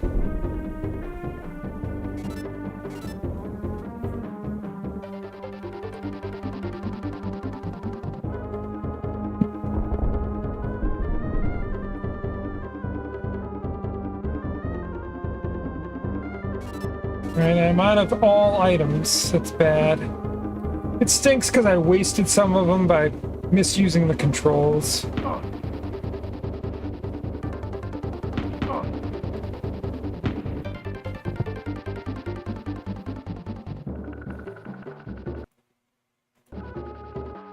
What happens if I just what if I continue? Is it right at the password spot?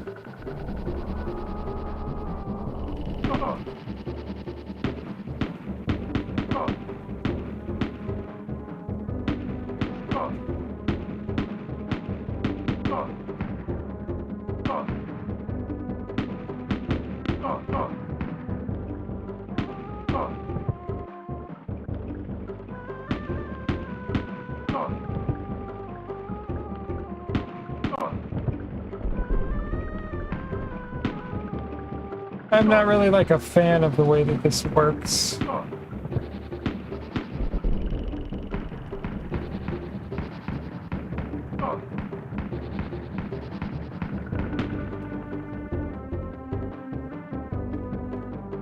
Okay, let's try again.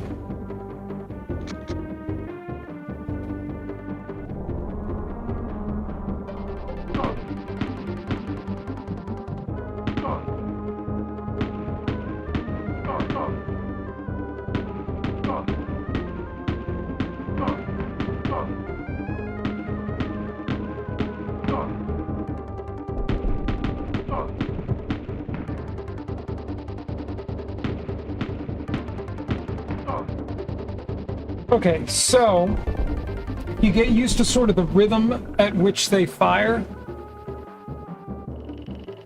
It's not too bad.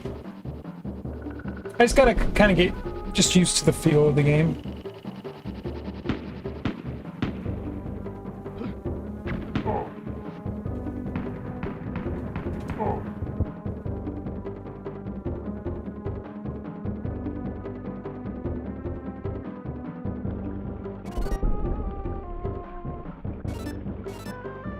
Okay, here we go again. Now, can I use this bomb to... Shit. Never mind.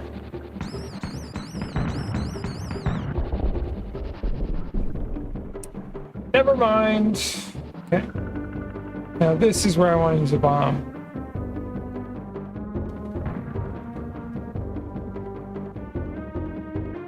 Okay, never mind.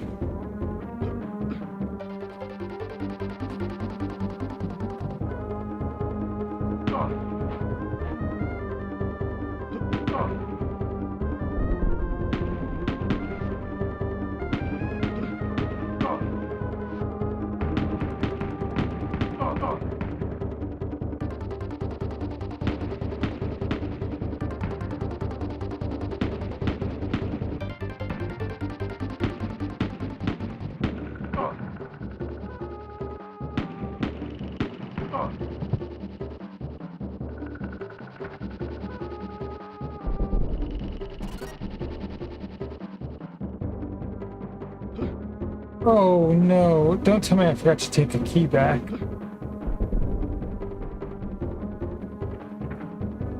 If I did, I'm gonna cry.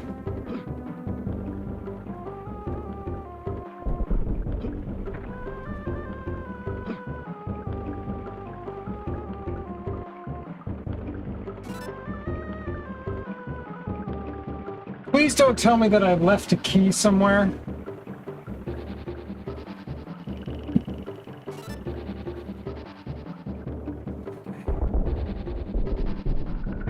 Okay, gotta find the key. Oh, it's over. Okay, it's over to the right. Okay. I didn't see this. This is fresh level. Okay, yeah.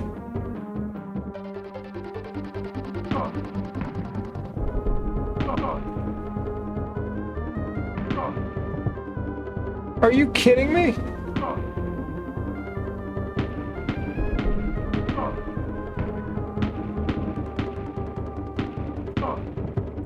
Now all of a sudden he's shooting through the other guy.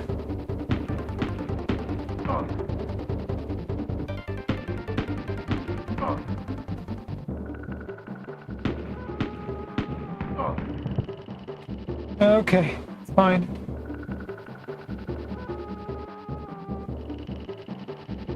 Slowly go down. Alright, we have another elevator. But I think I'm going to take the ladder first. That seems like a better way to go.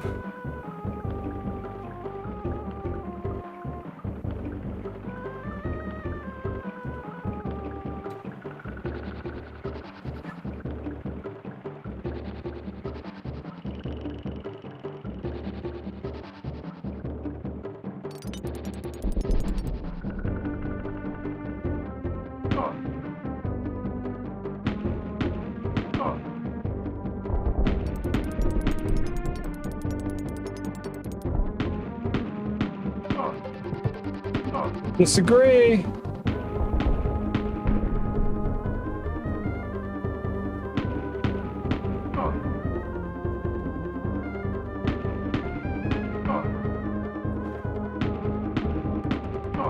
I got some more of the timing.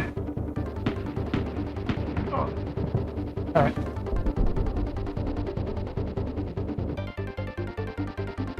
Alright, so I definitely have to move my butt a bit here.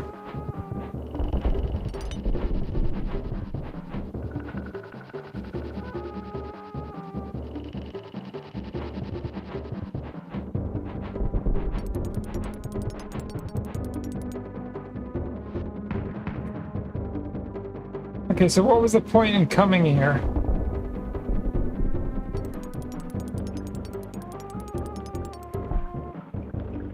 What's the point?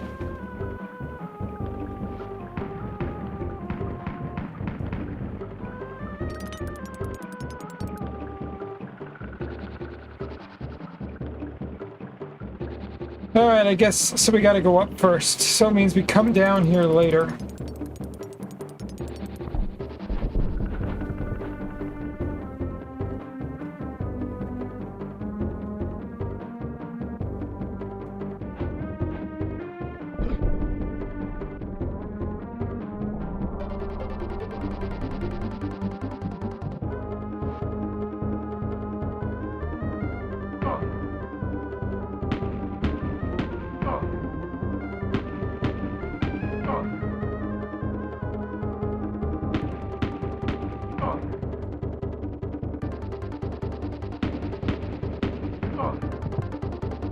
Okay, good.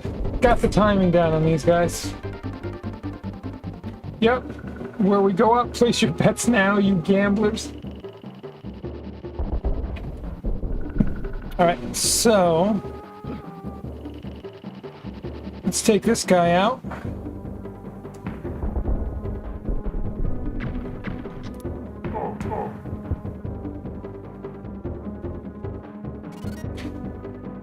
There it is.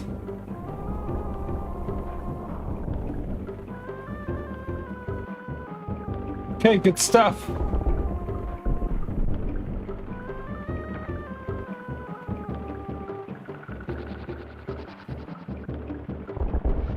This is a big level.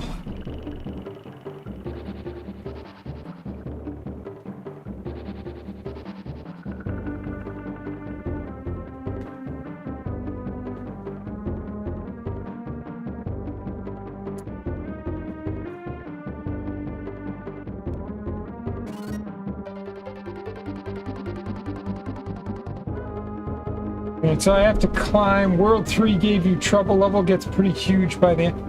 How many worlds are there? Please don't tell me there's more than like 5 worlds.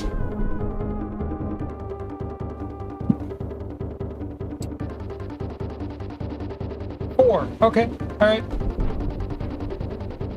I can handle that.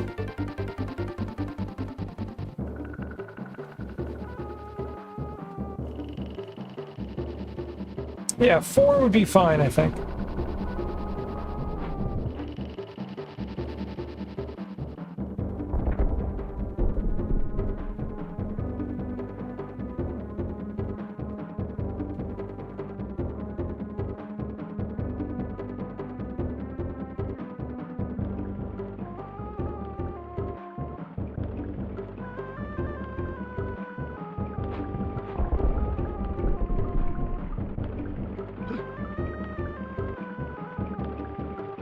You played the theme for Last World on the last drum. Oh, nice. Okay, awesome. It's a good one. Now, I don't know what World 3 and 4 are going to be like. I know Captain Jax, when he was here, said that this was worse than, or similar to Nosferatu. I'm enjoying this much more than Nosferatu. And I do hope it stays that way.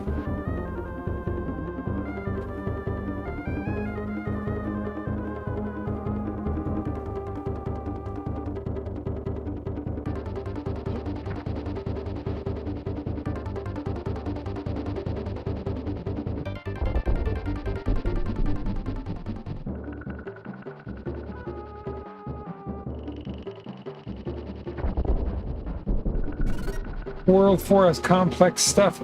So, to me, this was a Smitty Smop redeem, Al Dangor.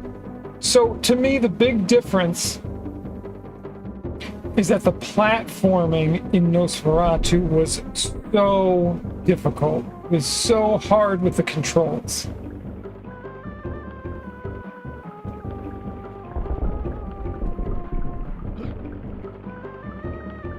And that the controls, it's a little bit tough, but I'm getting the hang of it. The platforming so far have not been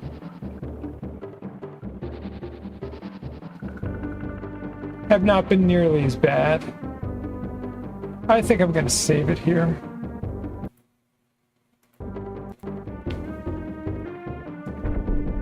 Yeah, that's why.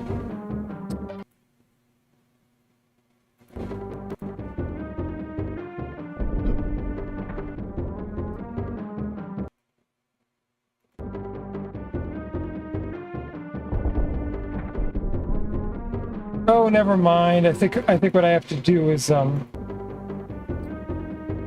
this is a little trap here. I get it. Blackthorn is more friendly, that's good. Nice Darth. Blackthorn's heaven is the last boss. It's well worth it. Okay.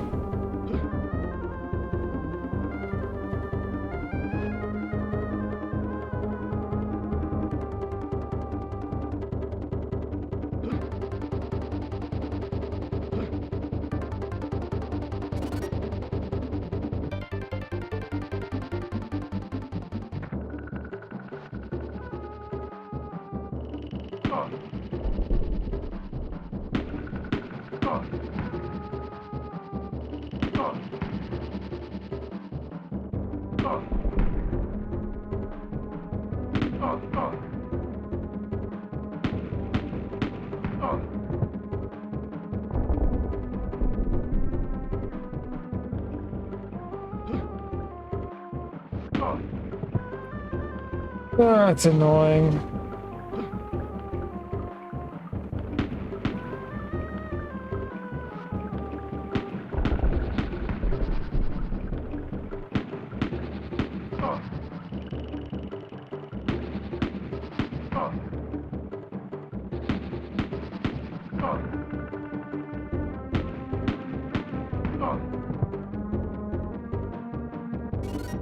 Beautiful. Blackthorn's having definitely not easy when we first try him, but he becomes easier and funner as we learn, more enjoyable. Yes, Darth, definitely. Well, that's... I mean, I think that's generally the... It's a way to gauge a game. Because I'm okay with games being challenging, but I need to feel like through the repetition that I can improve, and then it makes the game smoother and more fun.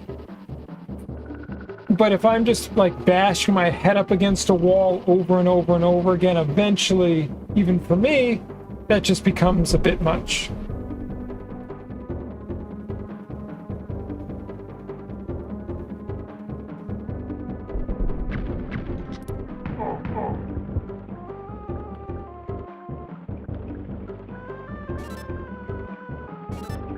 Did I not take the key back? No, I wasn't supposed to, I don't think.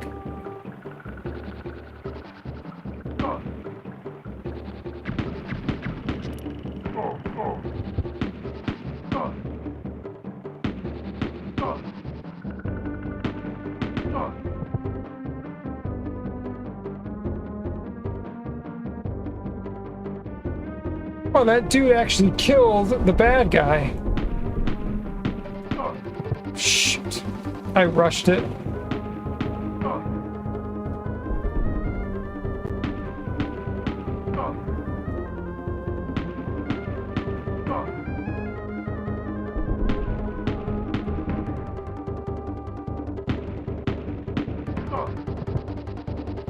I'm gonna use a potion here.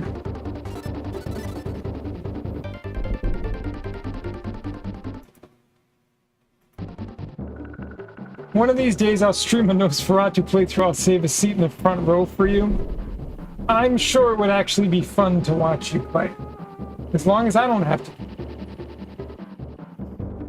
If I'm not playing it, I'm sure it's cool. I hear you there, Grant. I used to like Mega Man games when younger, but I tend to get bored easily when I get to a boss, get killed because I don't know which weapon to use. Then do the same stage because of that. Try again, win or lose, but worse when I lose as it's another try at the same stage. Yeah, I think, again, Haldan, to me, that's a big part of, and it's not easy, obviously, to get the right formula.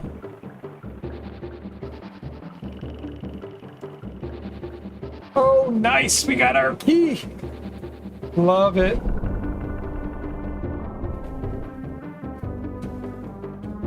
We got our key, boys.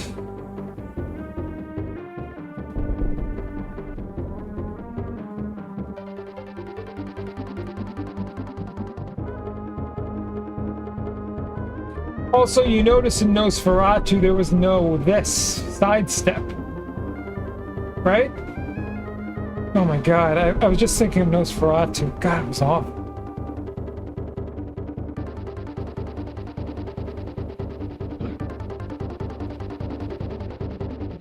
I was just thinking about sort of like how the gameplay went, and jeez.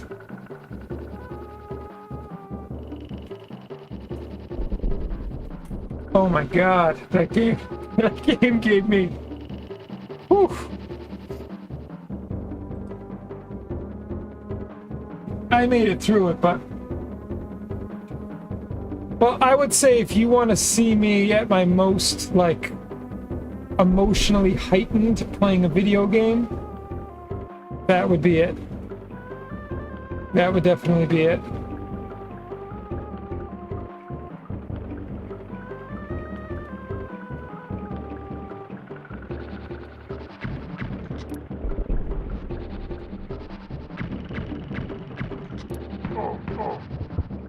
I mean, I admit the game got me. Like, it was tough. It was challenging. It was very frustrating, no doubt about it.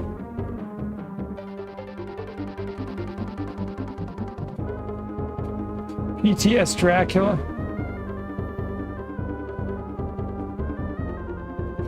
So really, was that the whole point of going there?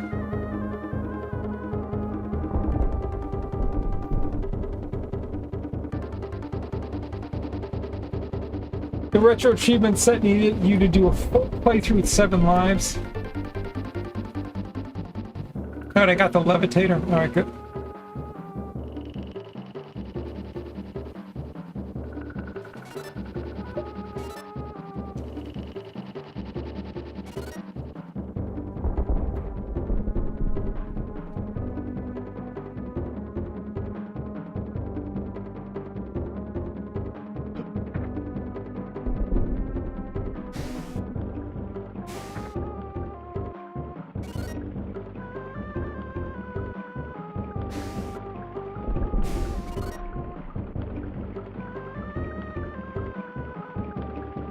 Okay, so it's all about the levitator. If anybody wants to tell me if I'm supposed to go left or right here, please feel free.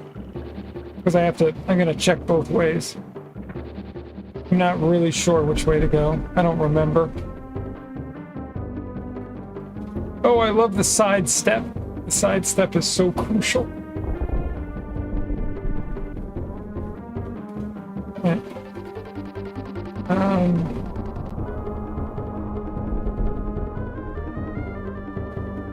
Oh, okay, so not up here. You need to climb the left tree. Alright, well, we just figured it out.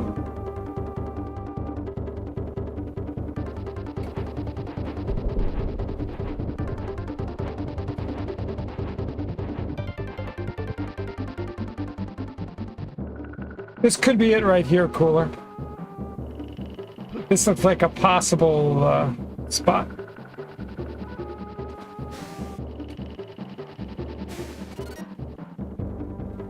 No, that's not it.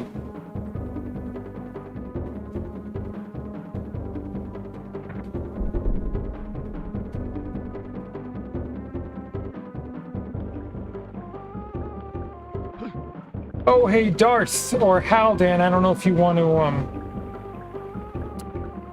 talk a little politics.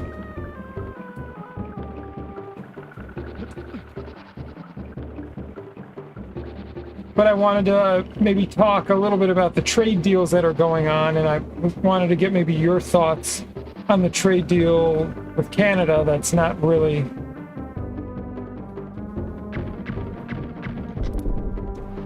Let's just say it's not really working out.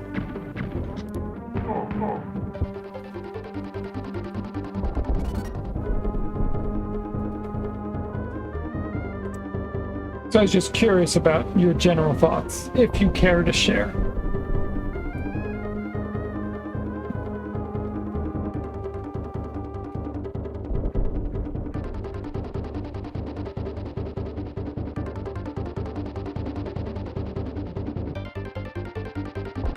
All right, so what did I just get? I got, oh, the Bridge King. I like to talk about it, but I haven't followed that. So, Darth, and I don't really know too much because I don't really watch. I don't know what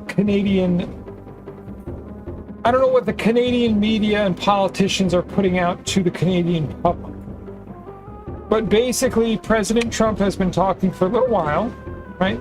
He likes Canada, and he says he likes Carney. I don't like Carney, and he's been trying to make a deal, and from what I understand, is a couple times Canada continues to try to push like tariffs and additional penalties on U.S. goods.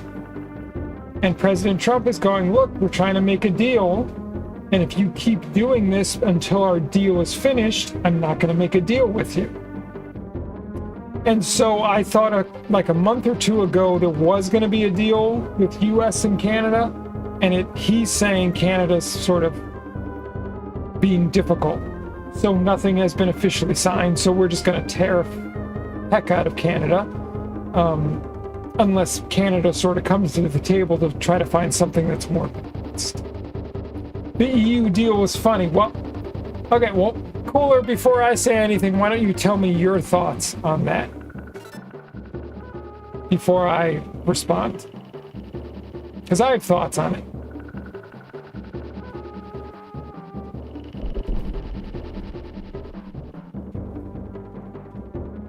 I didn't necessarily think it was funny, but if you think it's funny, I would like to know sort of why you feel that way. All right, so I got a bridge key. Where's the bridge?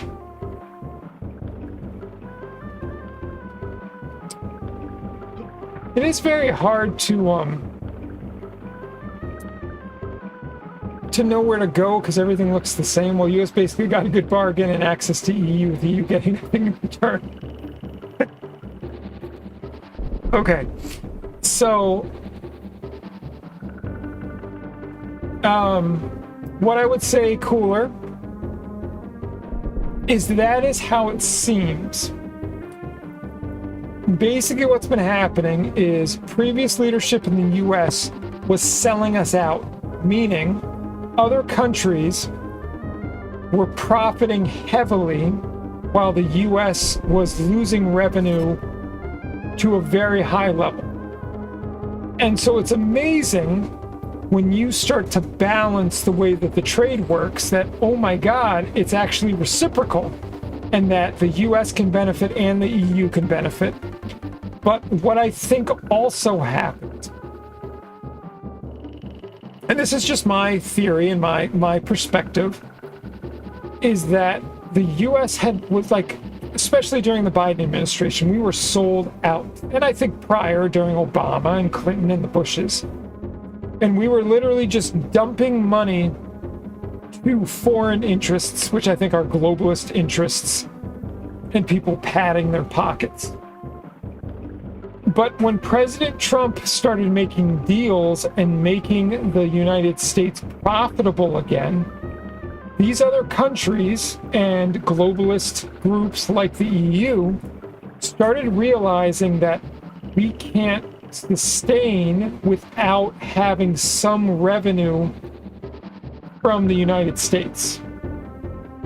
And so that's why everyone's coming to the table, because they're saying, we were so used to the United States being the honeypot, but if we lose the United States completely, that is going to affect our GDP and the way that we run our countries.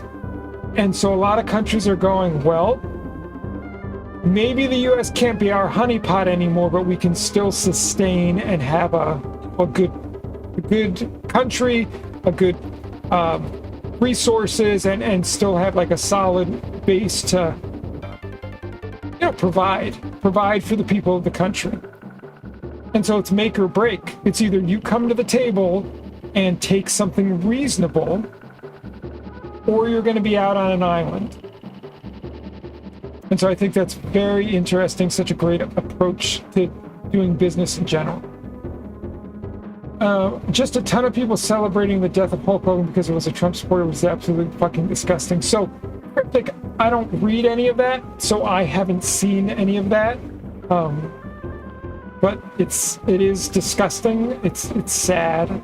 That's kind of how I think about it.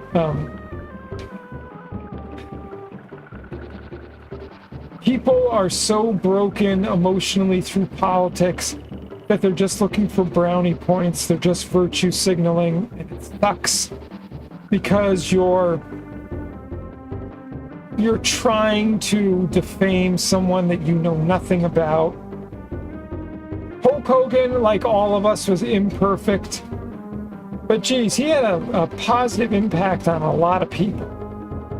And it stinks because regardless of political affiliation, we should be able to be proud of that, or at least say we respect the fact that he had positive influences on people.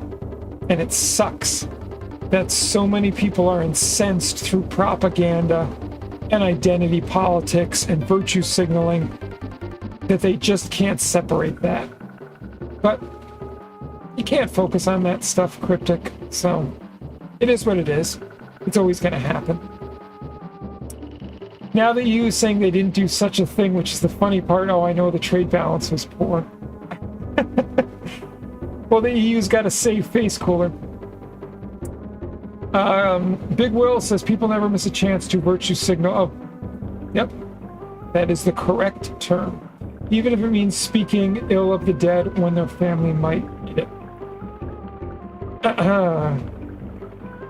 Yeah, virtue signaling is the idea of basically being addicted to the belief that you're doing good.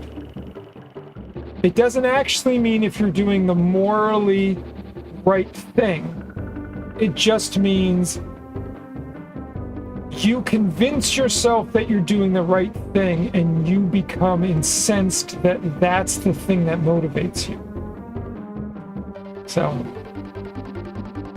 it's a shallow thing, and unfortunately it motivates a lot of them. Definitely, at least from Bush. What do you mean, TC? Please give a little more context. Right, even if someone I dislike from the other side kicks the bucket, I would not clout chase and celebrate it. Well, it's a sad thing to do, right?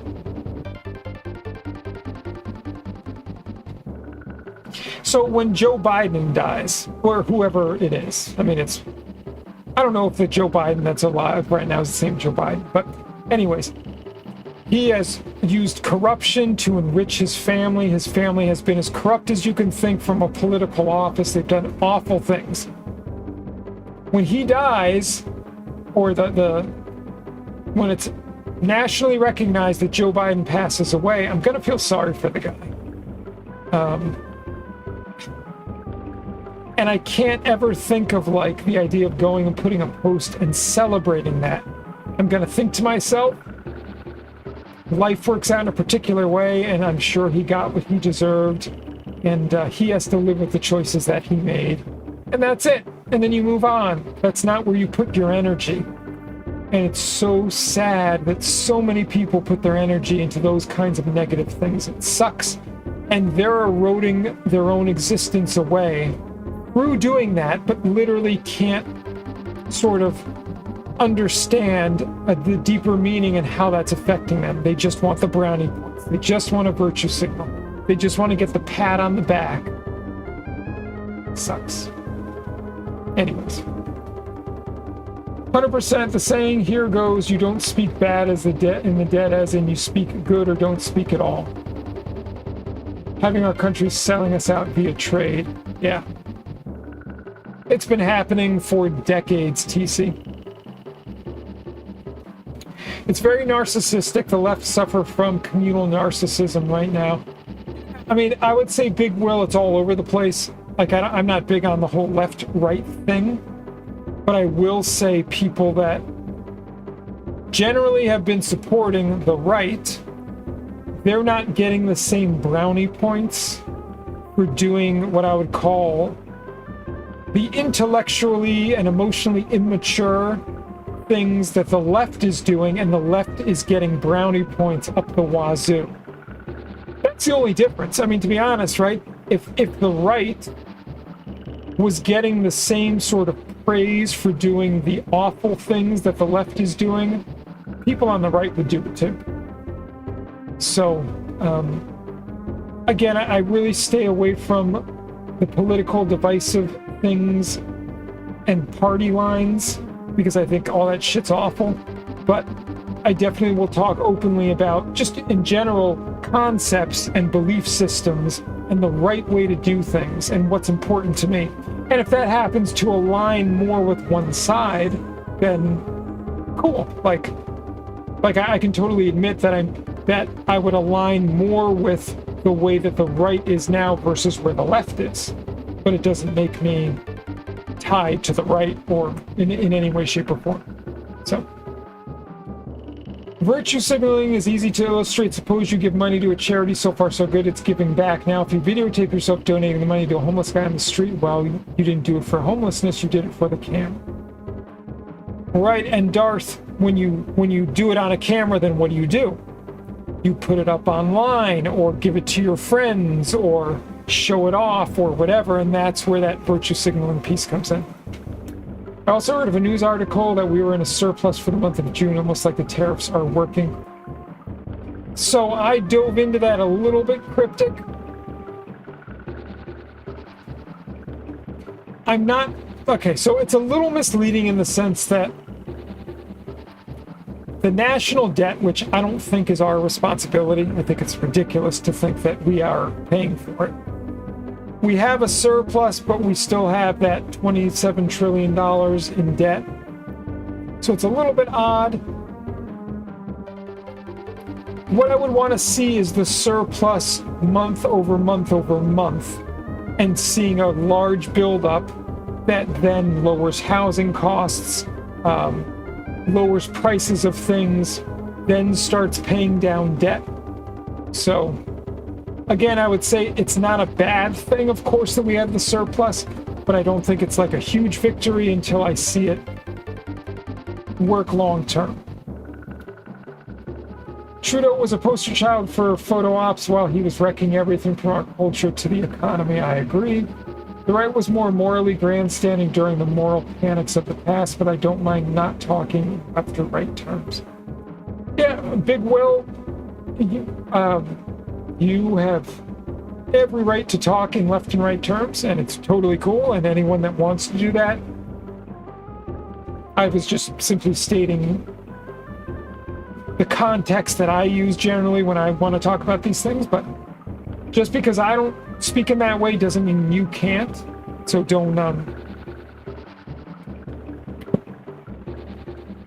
think that my particular viewpoints on it are limiting, or there's like an expectation in the way that you should talk about it. That's all. All right, so we have a bridge key. Where the heck was the bridge? Wait a second, it was this way, wasn't it? Was it this way? No, it wasn't. Yeah, no, fair enough. I appreciate you approaching the topic. I'm a big proponent of being against labeling. I think labeling is super divisive. So, like the idea being if someone says they support right, the concepts of the right or whatever, I don't want to go, oh, you're one of those guys, right?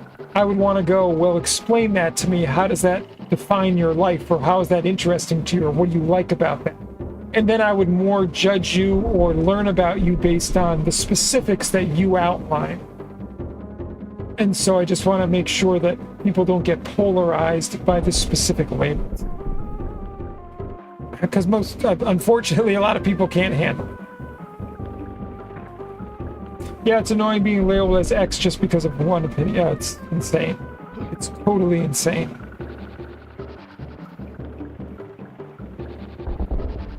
Oh, I went the wrong way. Yeah, no, I want to be defined by my individual beliefs in the way that I express those things and talk about them and the things that are important to me and all of that. Again, I've just become more cautious because of knowing how people gravitate toward wanting to label you to then define you. I used to call myself a lefty in the early 2000s, been called a far righty so often by propaganda I've actually turned to the right. Well, that can certainly happen, Darth, right?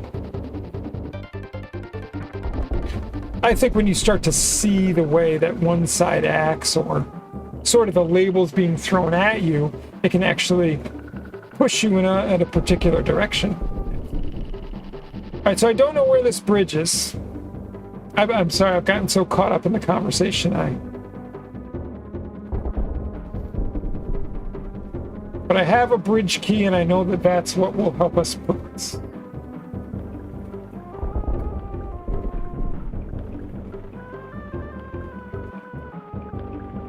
I think you need to go to the lower bridge walks between the left and middle and drop down. Okay. Thanks, Cooler. I've heard others say that too, Darth.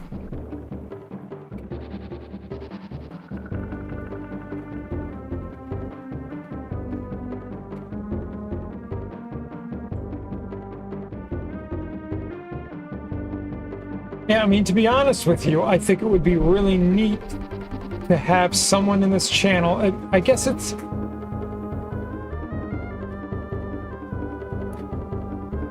interesting that out of all the people that come in this channel on a semi-regular basis, again, they sort of, anyone that comes back regularly understands how the channel is run, which is, again, all topics are open for discussion.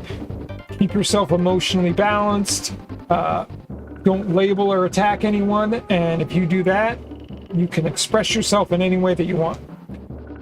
There hasn't really been anyone that I would say leans towards the Democrat left side that has stuck around. And I kind of wish there was, if we could get someone that was just balanced and confident and sure of themselves, but offered counter arguments to maybe some of the things that we talk about. That would be great.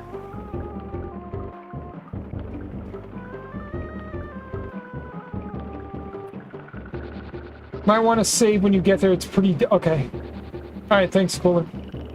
Good morning, Icarus. It is 12 o'clock. It's technically, I guess, the next day. Good to see you.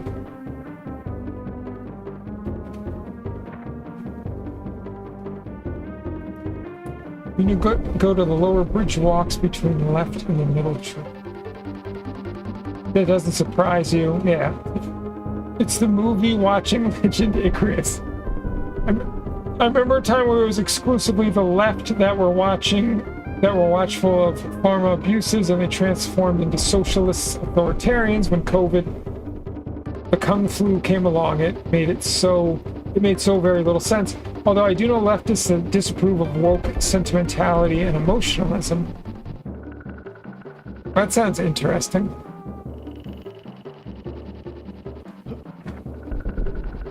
I mean, I would love to talk to somebody like that, Big Will. I would love to sort of hear about their experience, why they feel the way that they do. Just be a great conversation, great learning experience. Cooler, do you think, okay, go back.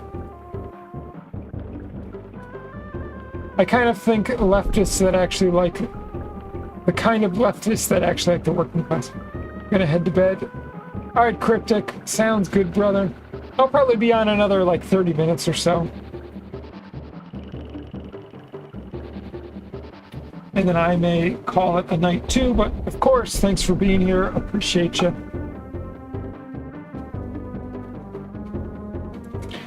All right, so Cooler, what do you think? Am I going down or up?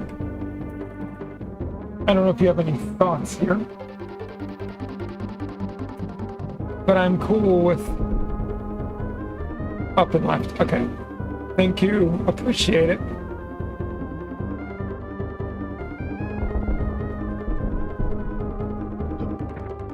Icarus, you sobered up, my dude? Okay.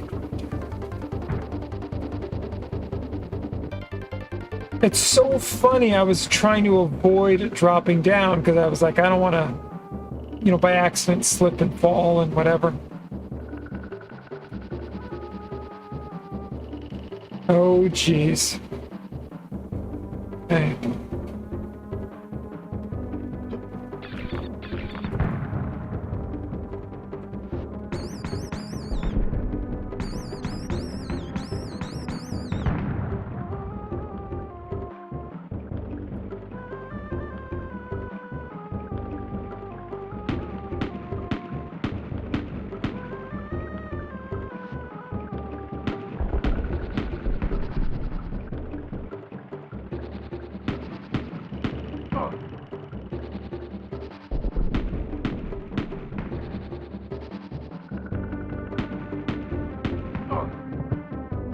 Might be more left. Okay. Oh, Cooler's left leaning now. Watch out. He's leaning to the left.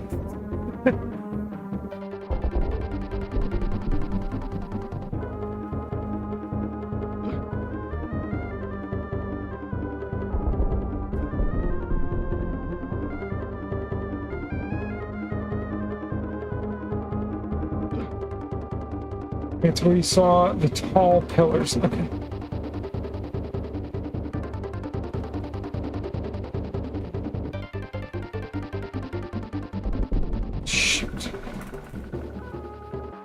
Alright, so this is a dead end.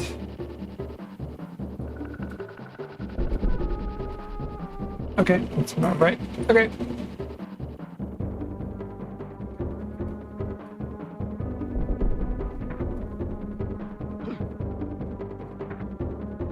Yeah, no, as long as I'm in the general area, it's good.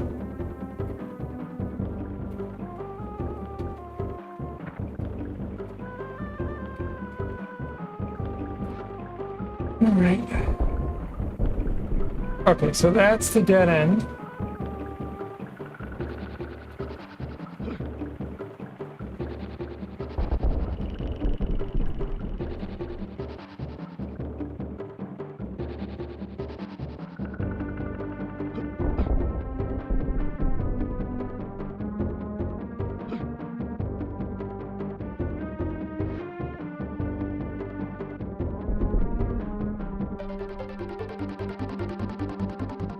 So, Big Will, which parts do you mean?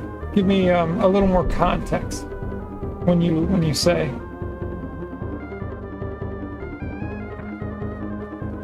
Do you mean for the drum streams, for the albums I work on? Like, what's the... Okay, I think we're where we need to be.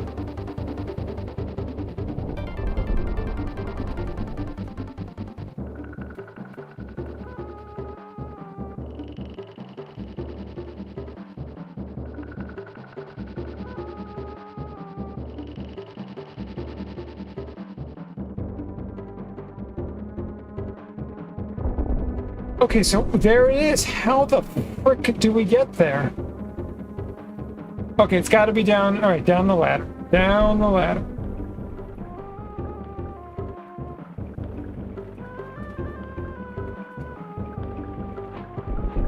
Just waking up for the day, got my obligatory 30 minutes. It's coming along good. It's going good, Icarus. We're having fun. We're having a good conversation. You're listening to Tectalitarian, thinking, how on earth do you remember the parts? Okay. This is a good question. All right. So what I do is everything is written on music. So I'm recording drums for the new Pillory album. That's one of my solo projects. It's very exciting. It's coming out amazing. So I have, here we go. This is what I've been working on, and I'm going to be working on it probably for the next month or two at least. So let me show you. So when I write drums, this is what it looks like.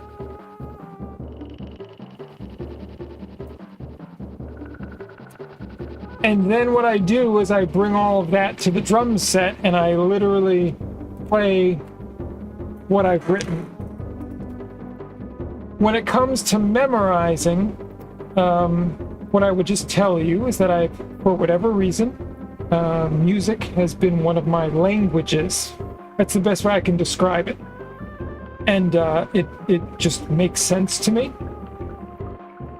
And so I've always been excellent at memorizing music. When it comes to drumming, I think a lot in shapes and numbers. Right, crunching the numbers. Yep, 100%. It becomes a very, like, formulaic way of memorization. And then so what I do is I approach music when I write things very formulaically. Formulaically? That's not a word. I don't think. I'll have to look it up. But I use a formula that makes sense to me to be able to learn it as quickly as possible. And what happens is once I learn it, I get good at it, and then when I play live, I can be more free and just sort of like express myself more and have great emotion when I'm playing. But I have to do that technical way of memorizing it and learning it, and then I can apply it to the performance aspect. The drum stream, though, like Cooler was saying, it's why you see so much sort of energy and emotion in the drum stream, because it's literally just what am I feeling at the second that I'm doing it. So I think in numbers and shapes when I drum. When I'm doing something, when I'm either learning something or rehearsing something or writing something, numbers and shapes. But like I said, once I've memorized it, then I can sort of... Okay, so shapes literally being the shape of my hands. How I move around the kit. So there may be a very specific combination of how I hit symbols. Okay, TC, great point. Okay, 100%. So think of it like a guitar. When you play a riff, it's specific notes on a fretboard, and you want to play it the same way every time because it creates a certain sound. When I write parts on the drum kit, I compose them to have a certain sound, so I literally get used to the way that, oh, when I get to this part, the shape, just like a hand would be on a fretboard, that's the shape that I have to do on the drum kit. I might have to do it 3 times or 2 times or whatever it might be. So, that's good. TC, thanks for bringing that up.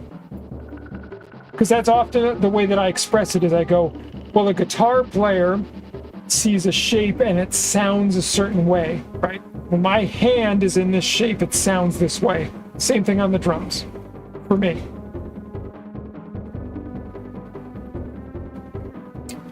Math beats everything practiced, tried, and tested. Yeah, what I would say, Chris, is the math is the method of memorization, but the numbers that come out is all based on emotions. I just use math to like reel it in, right? Because I can't just do random notes. So emotionally, it depends what I'm thinking, what I'm feeling, what do I want to express, how do I want to communicate, and then I use the math to mold it, if that makes sense. I've never heard anyone talk about shapes on drums at all. Makes sense. Yeah, Big Will, because there are not a lot of people that do it the same way. Again, I'm always curious to hear how other people do it. It's just a great way for me to work through things. Okay. Jeez, I don't want to lose where I'm supposed to go here. Okay, so.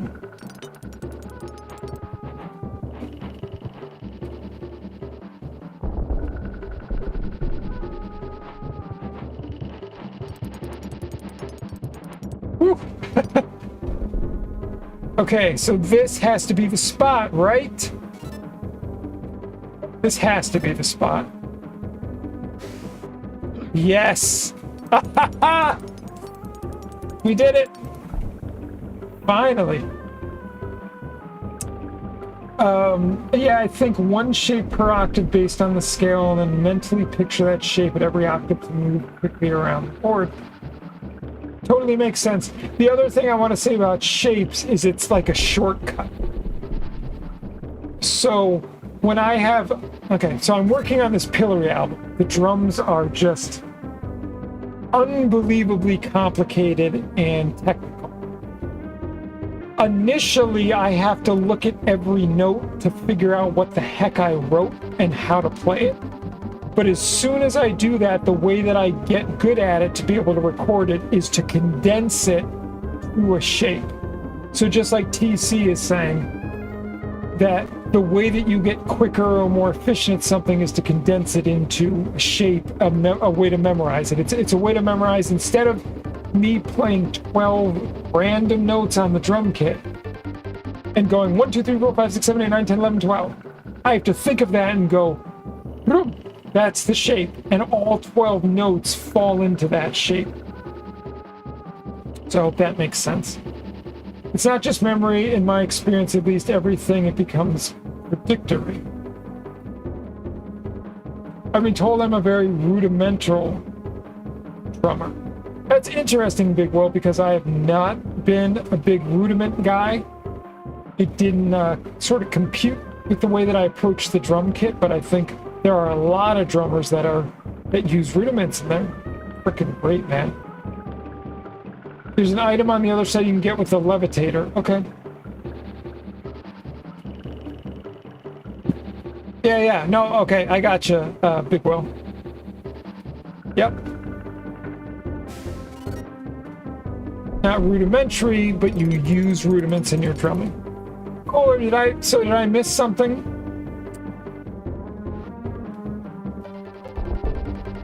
You could probably fit 12 notes into a quarter note. So I do a lot of 32nd notes, which is eight notes into a quarter note. So I do that quite often.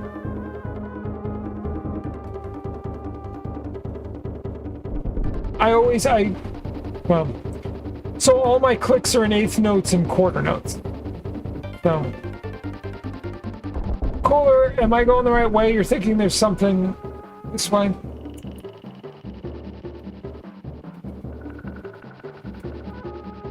Yeah, a Big Will, it's really what I sort of built. It's there. You can see it. Can you be more specific, Cooler? I would appreciate it. I primarily play, I would say, okay, so TC, I count in quarter notes. You're counting in eighth notes.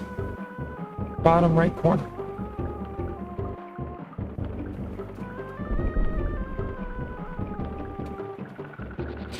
Oh, yeah, I see the bag. But how do I get to the bag? Oh, I think I see now. Okay, I got it. So TC, it depends what you're talking about. So if you're talking about for fast stuff, and again, based on that eighth note combination, 200 to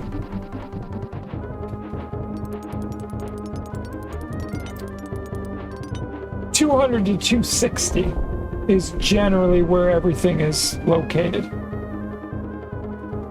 Like if we're talking speed, 200 to 260.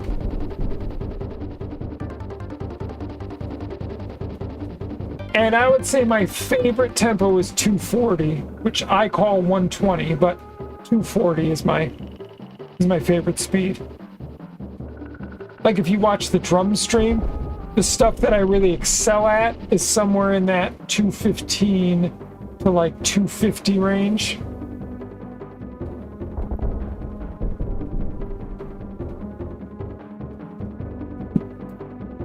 I can look up the speedrun if I want. Yeah, no, I think I'm doing okay, Chris.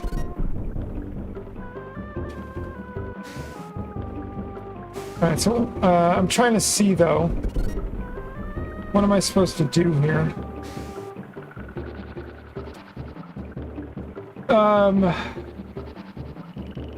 Yeah, above 240 is cooking, I agree. Yep, 100%. What is the heart rate clocked at while drumming? I peak at 150. I've never really checked it, Icarus.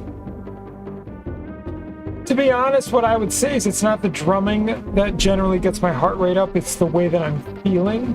So like if I'm really pumped up, like if it's a great song that I feel really good about, or maybe I'm reading chat and like wanting to connect with chat and feel good, then I'm sure that pushes my heart.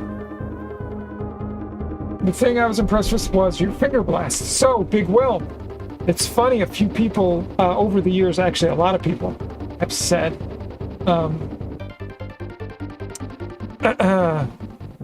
I don't use fingers to blast. Everything is wrists. It's the very right edge. Okay. Oh, thanks, Cooler. Alright, we did it. Alright, good shit. Alright, love it. I'm saving that right there. Same music equals adrenaline for me. Yeah, hell yeah. Hey, Jeff, what is going on, brother? It's nice to see you. Welcome in. 220s, so 110 is a weird spot in timing for me. I need it faster or slower. TC, we all have those spots.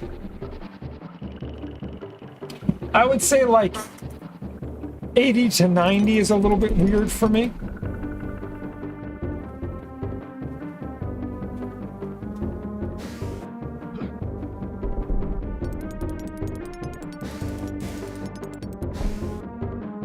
Oof, all right, let's go. SNES, yep. Yep. SNES version. Who the hell hell is this guy? Thank you for helping us with our struggle in Sonic. Do you know where I can find the seer? She waits for you at the eastern side of the forest. Thank you.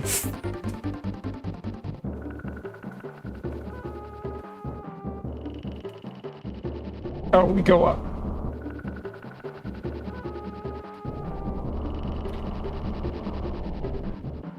Okay, password. Oh my god, this level goes on forever. The only technique you ever learned for speed was push-pull. I actually experimented with that a good bit and just sort of dropped off on it.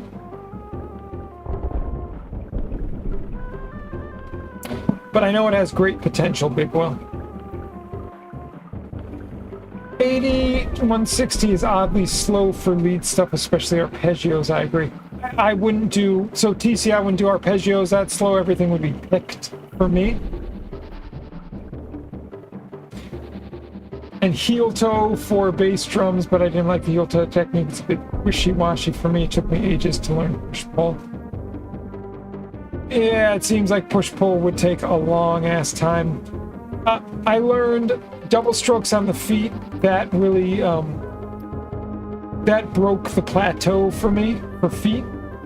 So now I can do, again, I'll use TC's numbers, 230 to 240 with double strokes on the feet and do 30-second notes.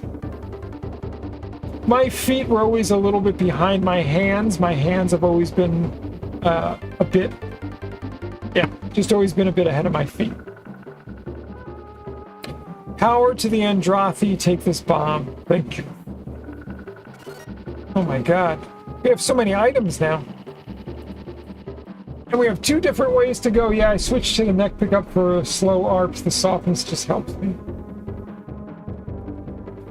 Yeah, TC, I would love to show you some of the new Pillory record.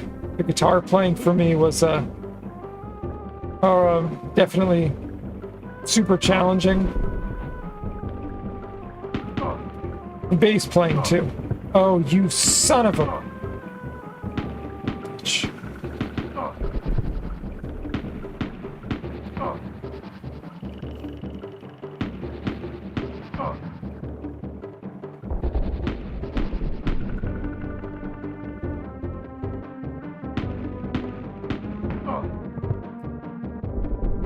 Okay. Do I use heel toe? I think it would work great for triggers. So it's sort of my own technique that I developed. I don't know if you call it heel toe. I mean, basically what I do, the best way I can describe, I mean, you could see it all over if you watch any of my videos. Like, check out the Eschaton video, the Eschaton drum playthrough. Right, you said you watched that, right? So that is all double strokes on the feet. And that's, I think, 126 or 127, so 252. Yeah, TC, if you're curious, TC, if you watched the drum playthrough of the Eschaton song, it's, I think it's 252. Like the whole song the whole way through. Okay, so I know we were talking about like sort of high tempos, so that's like 252 for the whole song. And so it has the blast technique that I use, it has double strokes on the feet, like everything that I do to efficiently be able to play and sustain a tempo like that. Oh, nice. All right, we just got a key. Fuck yeah.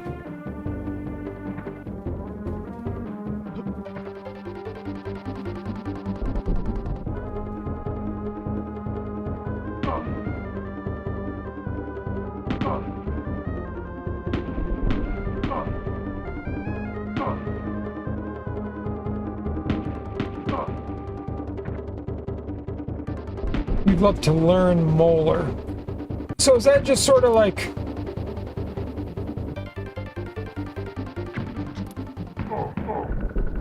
Is that just sort of the concept of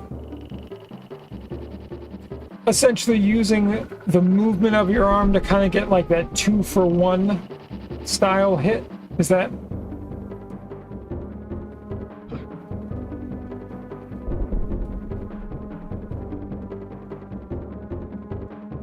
Yeah. I mean, I do some of that naturally in my right hand.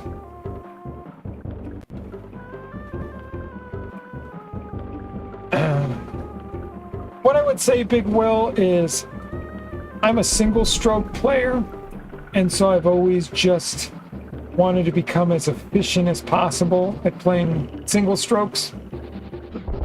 So I never really like hugely got into techniques outside of how do I play single strokes as strongly and confidently and as fast as I can.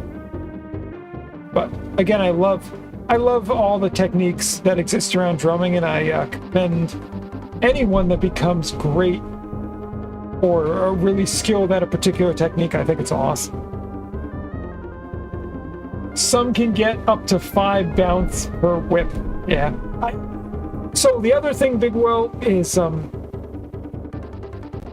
so I was a drummer first, but I'm a composer now, and that's what drives me.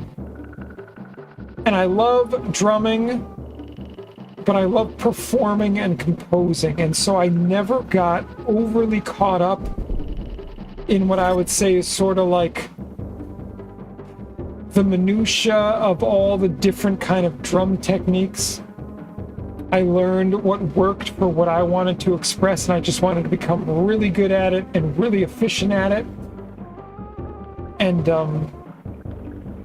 yeah, so it's a little different. I know some people like really love drumming and just all the techniques that go into it, and push-pull and molar, and how do I get as many hits, and how do I make my drum solos as great as possible and wow people. And again, what drives me is composing and being creative and performing. So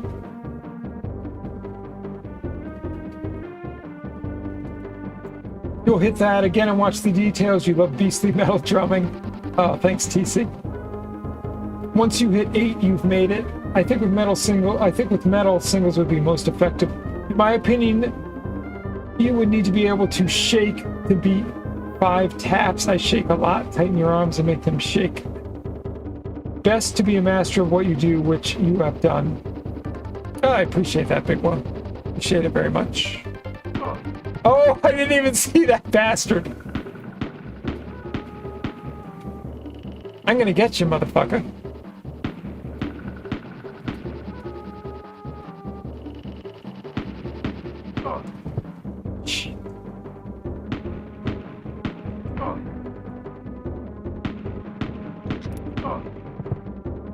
I don't buy it.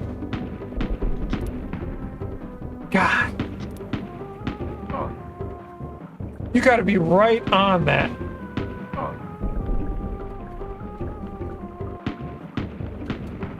Wow, the window is so small. Pretty crazy. Okay. Alright, we're good. Oh my God!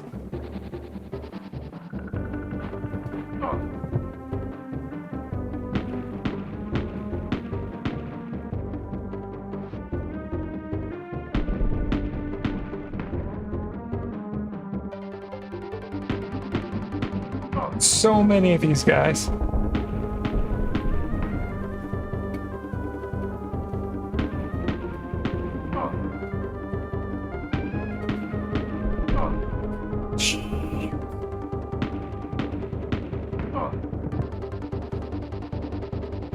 Man, that timing is so tight.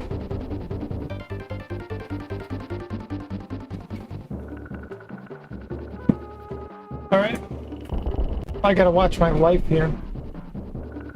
Spreading the knowledge and experience. Oh, Icarus loves the pizza.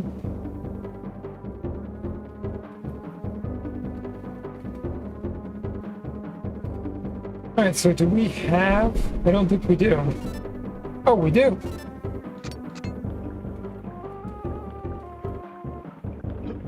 Fuck yeah.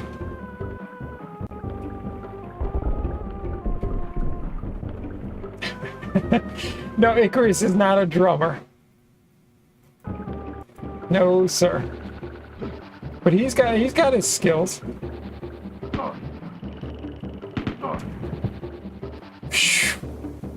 Jeez, I almost shot this dude. No, definitely not.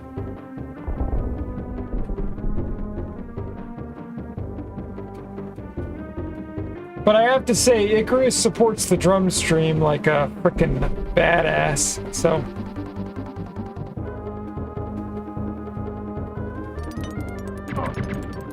Oh no!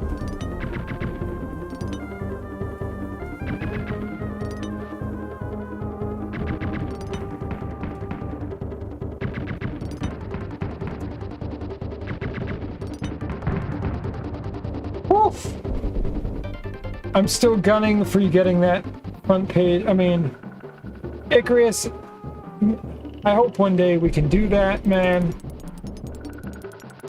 It would be quite awesome.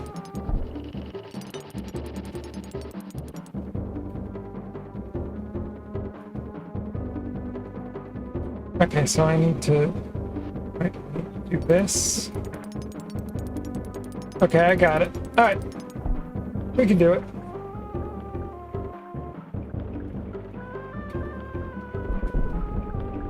Do it, Big Will. Alright, Cooler says use a potion. Alright, we used a potion.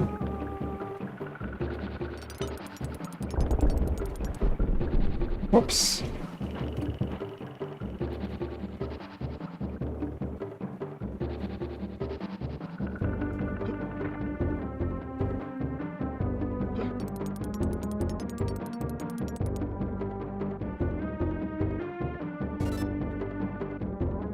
They just need to understand it more in a business aspect. You will make them money. I would think so, Icarus. I would think so. Front page would be huge. Stopped because of moving house and then the Kung flu. Yeah, the pandemic was such nonsense, Big Will. I don't know what your belief system, what you believe about that. I just think it was a stress test on society, and a large portion of people fell for it, and that sucks. I think the injection was poisonous and dangerous. And I feel bad for people that felt forced into getting it. It sucks.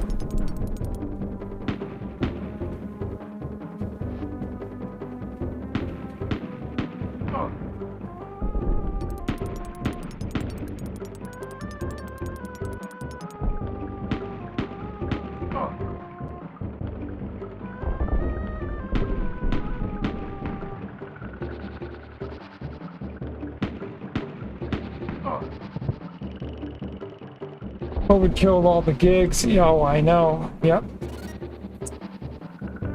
I think in hindsight it was an overreaction. So, it's interesting.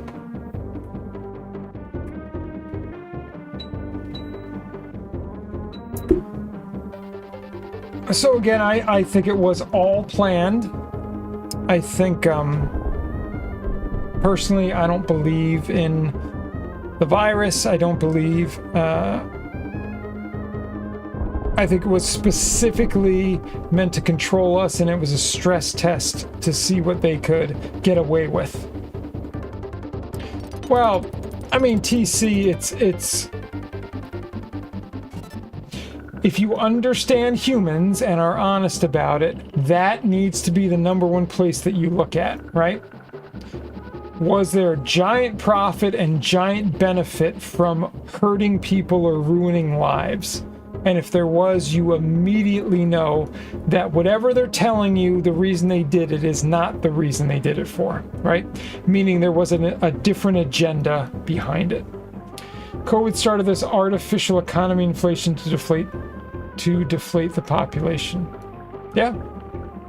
Yeah, it definitely, it it ruined the economy. I'm very thankful for our current president of trying to rebuild the economy.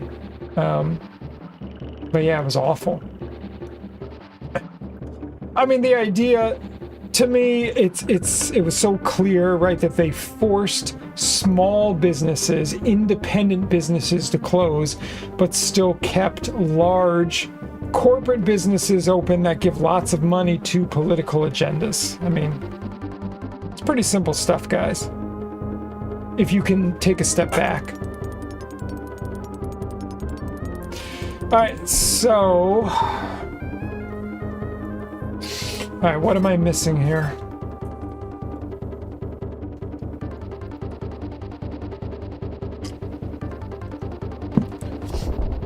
What am I missing?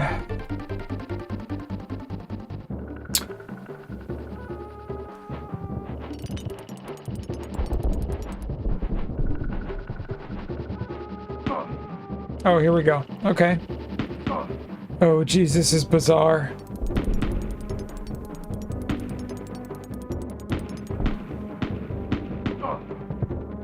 You did it! Oh my god, we finally had one of these guys actually beat one of the bad guys. That's awesome. That doesn't happen too often. I gotta commend him. I'd give him a high five if I could.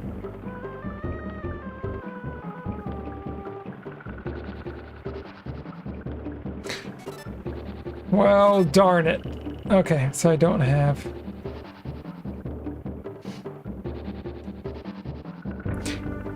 Jesus Christ. Okay. Alright, really bad.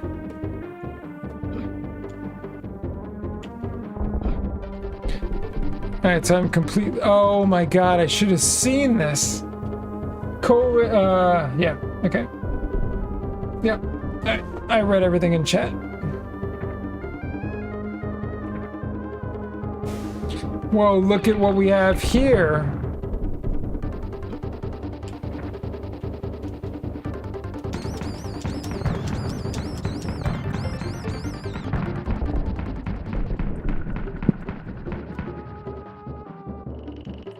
By the way, I just have to say I am so thankful that the ammo is unlimited in this. If the ammo was not unlimited, I could totally see it getting into that Nosferatu territory, but...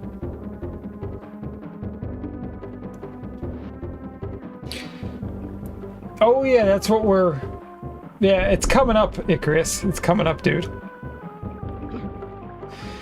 Well, so I'm hoping Fatal Labyrinth is good because I know that it's a roguelike, which I love those games.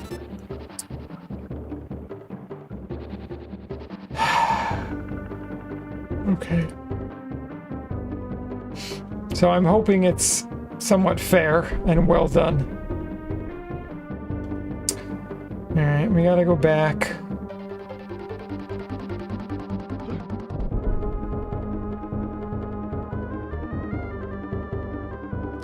Actually, you know what? Hold on. I'm gonna save it here. Let's just try for fun.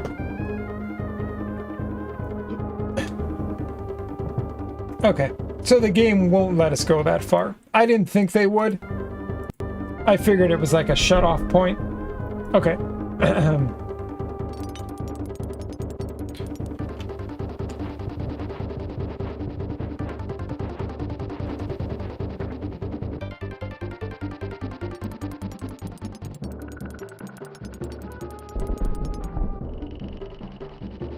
Okay.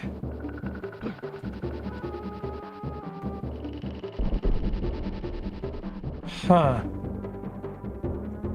So how do I get around this, though? It looks like there's nowhere to go, I guess. Shit. I guess we go this way. Alright, I might take one more break here, guys, if I'm gonna keep streaming.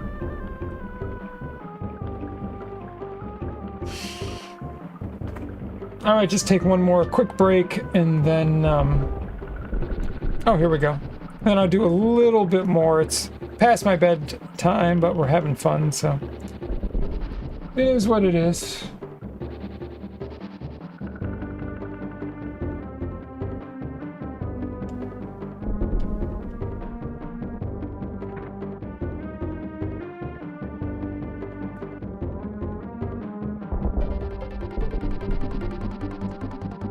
I mean, this goes nowhere, right?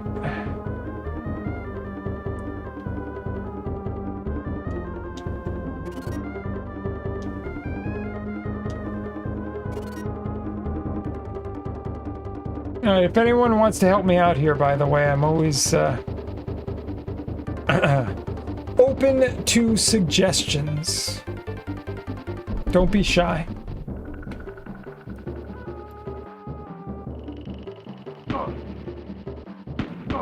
Oh, jeez.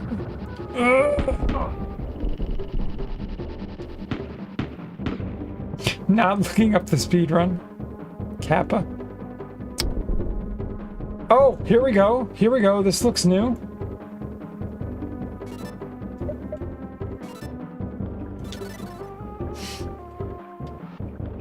This looks new.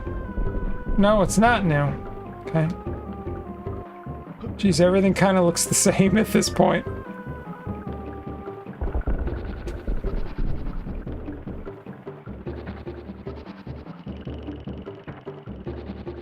So that's definitely a bit of a problem, the fact that everything looks so... Oh my god, you're a stinker. There, we got him.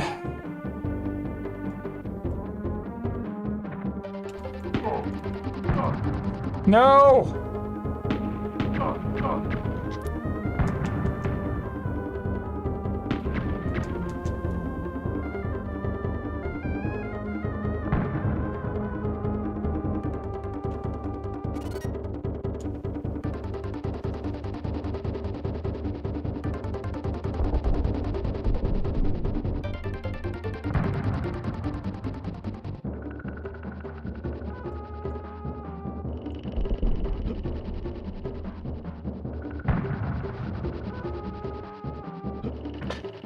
Elevator, that's the start of the level, but Hog haven't gone this way. Okay, alright, cool. We got a new way to go. Alright, one more screen and then quick break.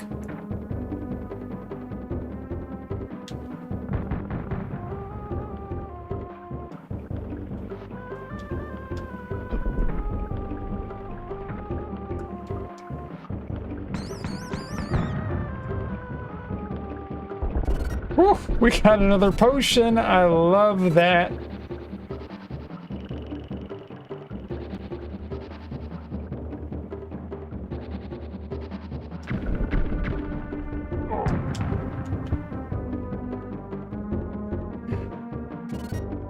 So what's that? Hover bomb. Okay, all right.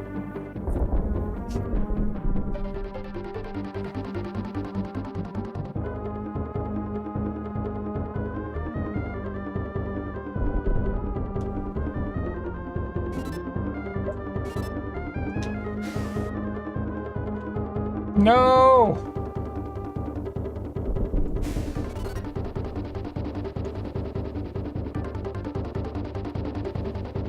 Hey, Chef. Yeah, no, it's going good, man.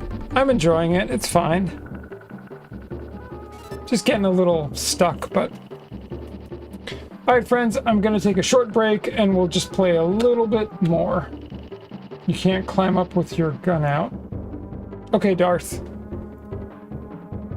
Alright, hold on.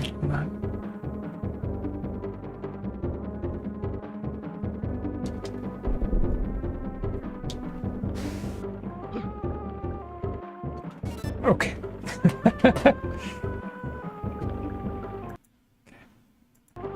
Alright, thank you, friends. Alright, I'll be right back and just play a little bit more. Like, maybe 20 or 30 minutes, and then I do gotta call it a night. Be right back and enjoy the drum stream music.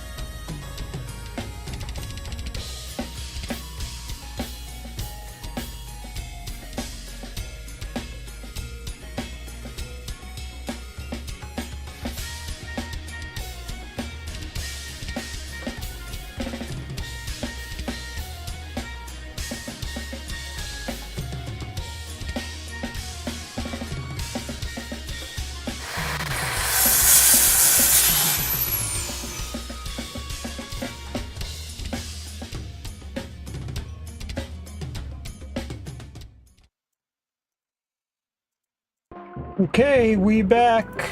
Let's do a little bit more and keep on rolling. Okay. So we use the levitator. Now we're moving down.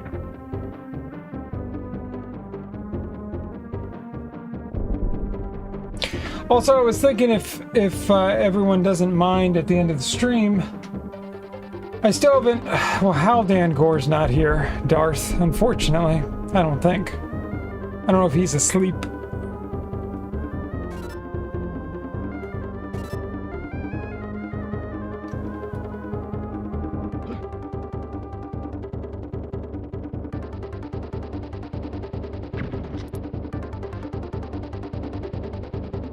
But we have to watch the cytolysis video at some point.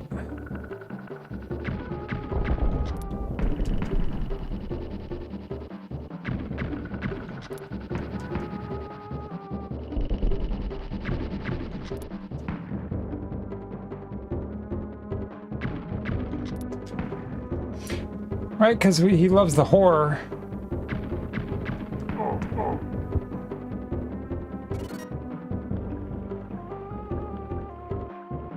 Yeah. It's alright, it looks like a lot of people have gone to bed, so another time. No worries.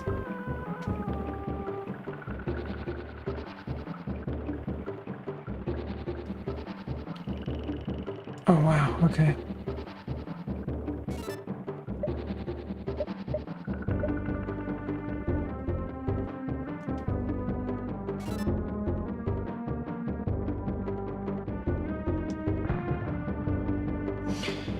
Okay, let's get the key.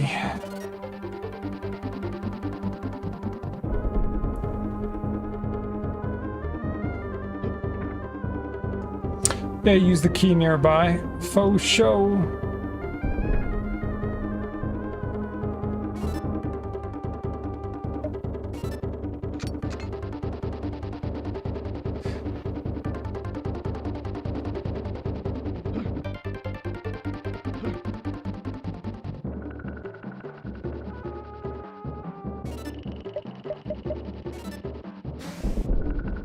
Okay, good. So we had the bridge key. So the question is, do we want to go up first? I think we do want to go up first, and then I'll come back to the bridge. What do you want? All right, you're an idiot. Okay, never mind. That was a... wait a second, actually.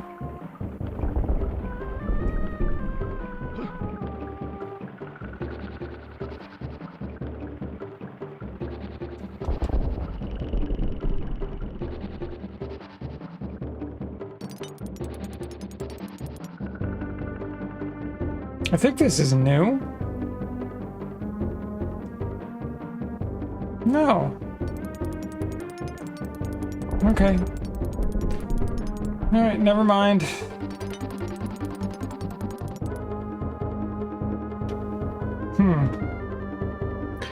All right, whatever.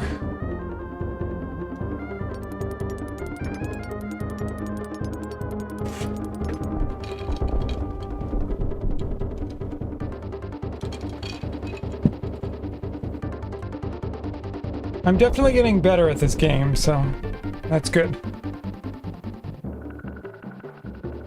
Jeez. Alright, let's go up.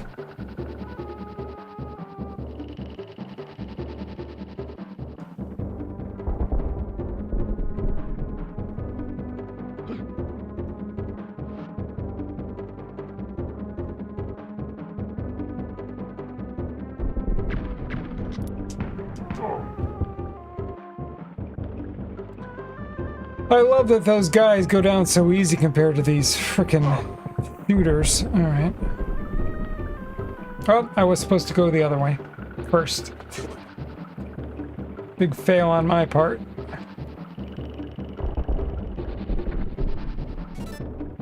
Alright, I still have a potion, it's fine.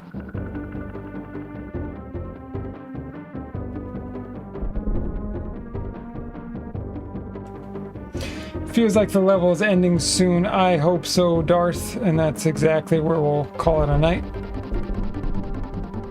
Nice Dying Fetus cover. That song is one of my favorites by them. Oh, thanks, Big Will. I mean, that album was instrumental in it was a part of my what would I say is that I became a drum scientist when it came to extreme metal drumming, and that was one of the shit.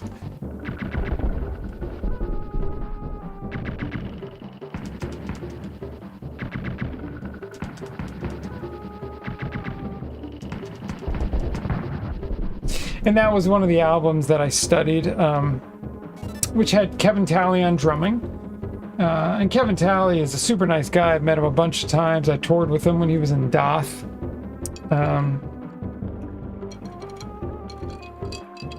Yeah, but at the time, amazing guy.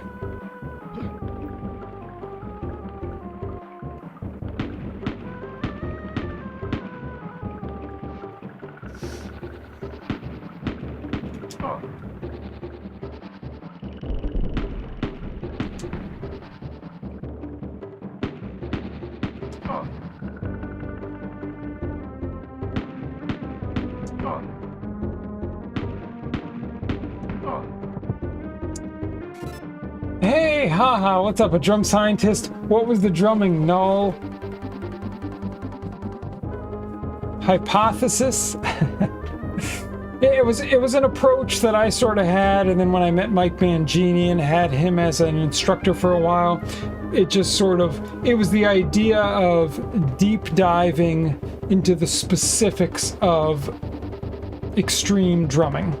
And that was everything from the thought process to body movement to efficiency to all the different pieces that I really dove into to help me get to where I am with it. So, drum scientists think the universe started with an event named the Blast Beat. Damn, talk about learning from the best. Well, it was a very interesting relationship that we had, Big Will. So I can talk a little bit more about that if you're curious.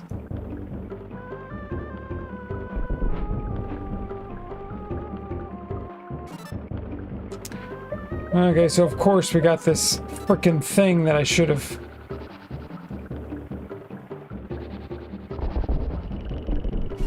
Alright, so I have to do this, I think, which is annoying.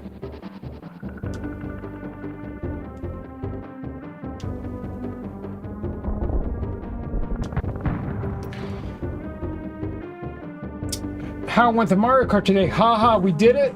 I reached a PB. I think I PB'd by 17 seconds. I'm happy with it. It was all good. So I will highlight it and submit it, and that'll be my last Super Mario Kart speedrun. So it's all good, man. Savage, what is up, brother? How you been? What's going on? Oh my god, we got everyone pouring in here. T-Burr! What is up, brother? Welcome in. Oh my god, alright. I'm gonna have to pause here and do some shout-outs. We got cool streamers pouring in. Alright, let me just get to the next section and we'll take a brief break. No, I'm doing well, Savage. I'm doing well. Can't complain, man. Can't complain.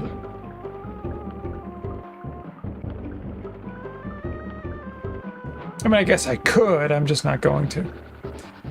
Because what good would that do? Oh my god, now TMB is flying in. What is up, brother? Oh, the baby's freaking out. Alright, sounds good. Do what you gotta do.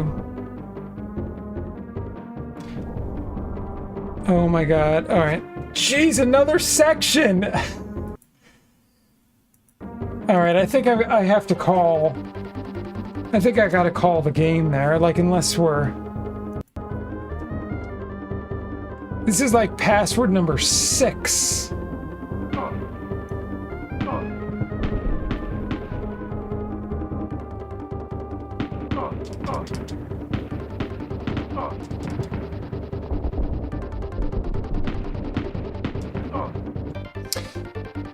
Okay, I think we gotta call it for the night, my friends.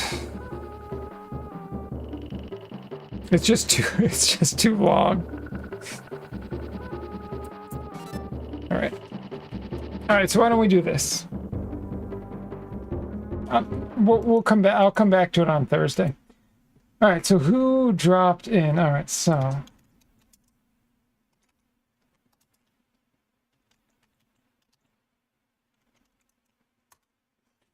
let's do some shout outs and just sort of shoot the shit for a couple minutes before I end the stream. Oh my god, so this game, this is a very interesting game. I actually highly recommend it. So this is Grippy. It messes with your brain. But it was still quite cool to play. It's very short, but it's very technical. And Haha has the world record in it, I'm sure you do. You've just started the Grippy grind. Oh, did someone beat you? I can't remember.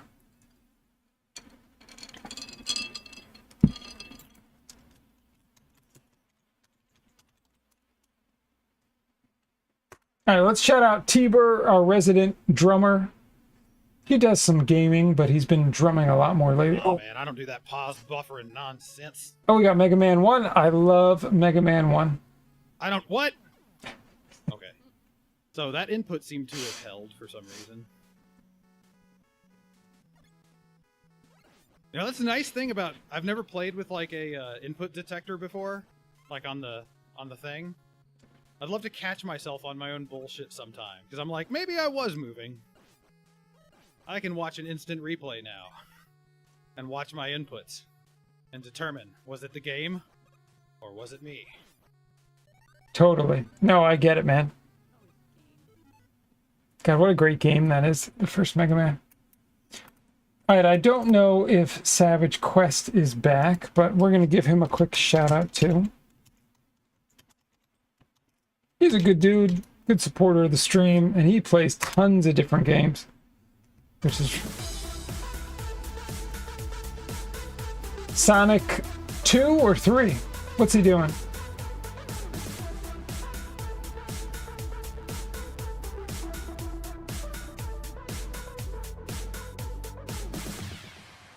I think this is just Savage Quest Gaming, folks. Kickback Savage is just rolling one up, and then the fun will begin. The GOAT, President Trump.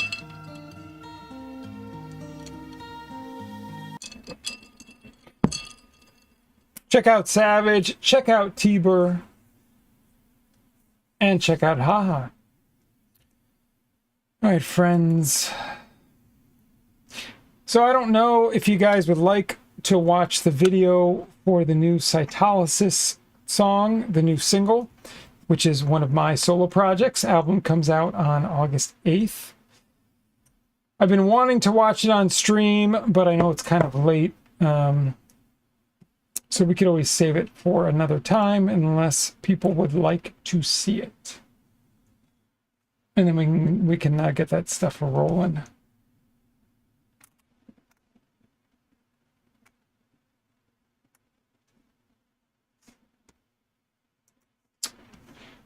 What do we have? Oh, okay, that's perfect.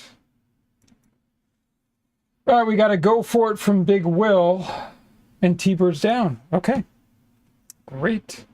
Let's do it.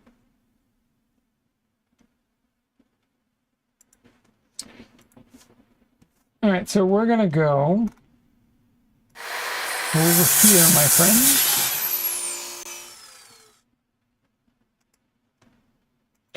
Put a little background music on.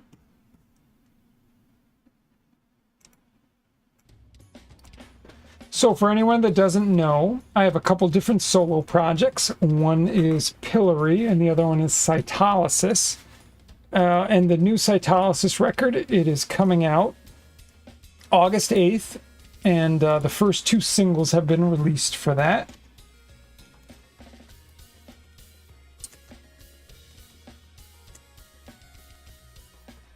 And I decided to do a full-length video for the second single, which is the title track of the album, which is Surge of Cruelty. The best way I can describe Cytolysis, it's groovy, extreme death metal. And lyrically, what I do is basically write a horror story, like a short story for each song. And so Surge of Cruelty is about the concept where someone is struggling with their emotional and mental health, and the only way that they find to balance it is through violence. And so it's sort of the depiction of how someone might see themselves when they are dealing with that extreme, I would say that extreme symptom. All right, friends. Here we go. Crank it up.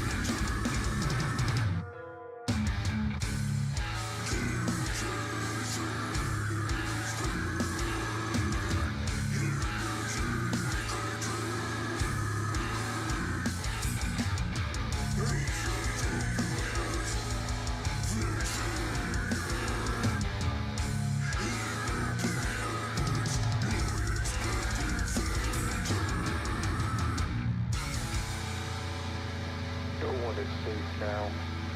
The cycle continues.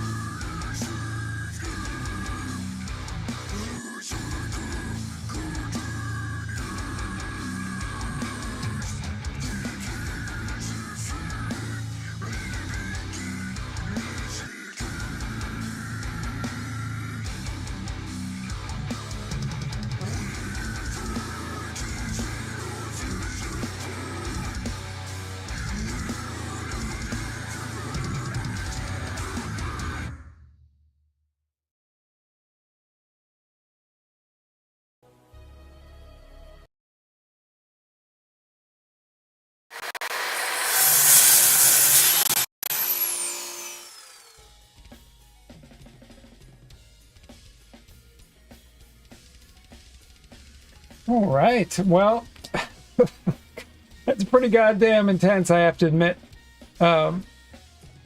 So I appreciate y'all for checking it out.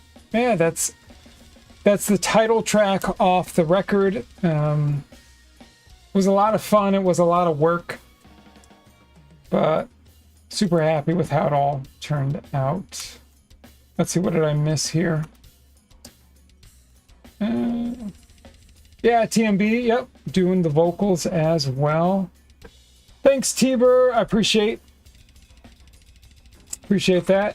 Yeah, I've been playing guitar a lot of years. Ride cymbal is nice, dark and dry tones. So the cymbal company I work with is TRX, and they have these Mega Bell rides, which I love. But I put moon gels on them to keep the overtones down, so I want them to be dark and very defined. Savage Quest has got the flooding basement. Oh, that stinks. T-Bar, I have a 7-string, but you barely touch it, still kind of feels weird to play. I love playing 7 strings. I've been doing that for years. You sat in it after stream and broke the wood. All right. Your cymbal work is very cool in general. Oh, I appreciate that, Big Will. Yeah, no, I played everything.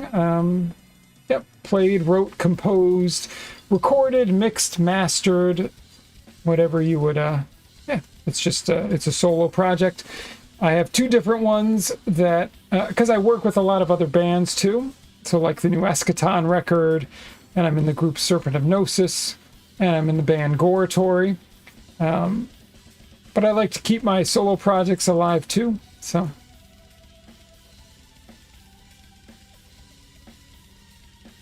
Yeah. Anyways. Alright, my friends. I gotta call it a night. Let's see who's online, and we'll go say hello.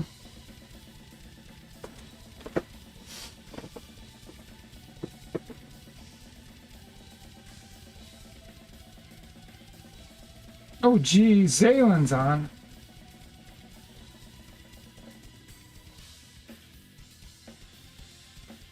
As long as he's live, that's definitely where we're going.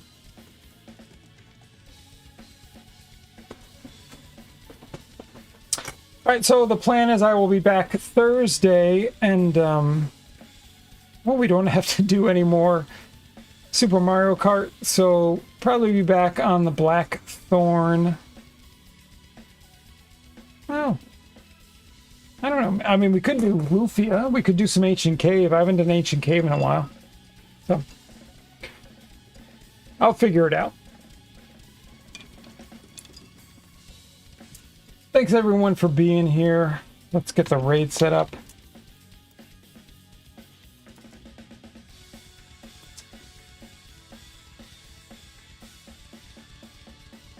I've noticed Twitch streams take a lot longer to load since I've been, like, I think they must have updated the way that their ads and things get loaded. So all the blocks that I have. All right, there we go. We got them. All right, sweet. Anyways, thanks everyone for being here. I appreciate you. As always, be honest.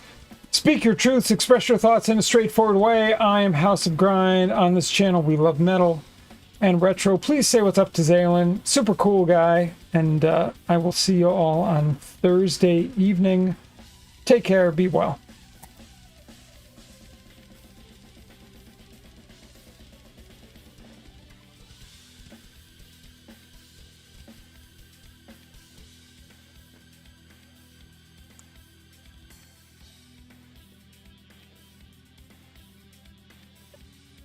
So Brian is raiding. Brian, thank you for the raid, dude. I'll be with you folks shortly if you hang in there. Probably gonna have to reset this run soon anyway, but welcome in, everybody. Hope you guys are all following Grind's channel. The second I put the thing there, that's when the line appears.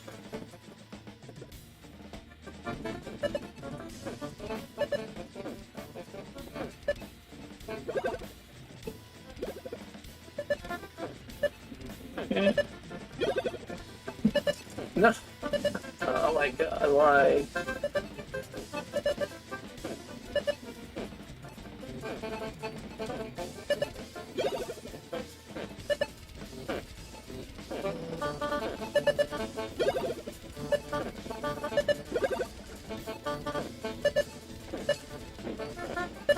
Oh yeah, it's over.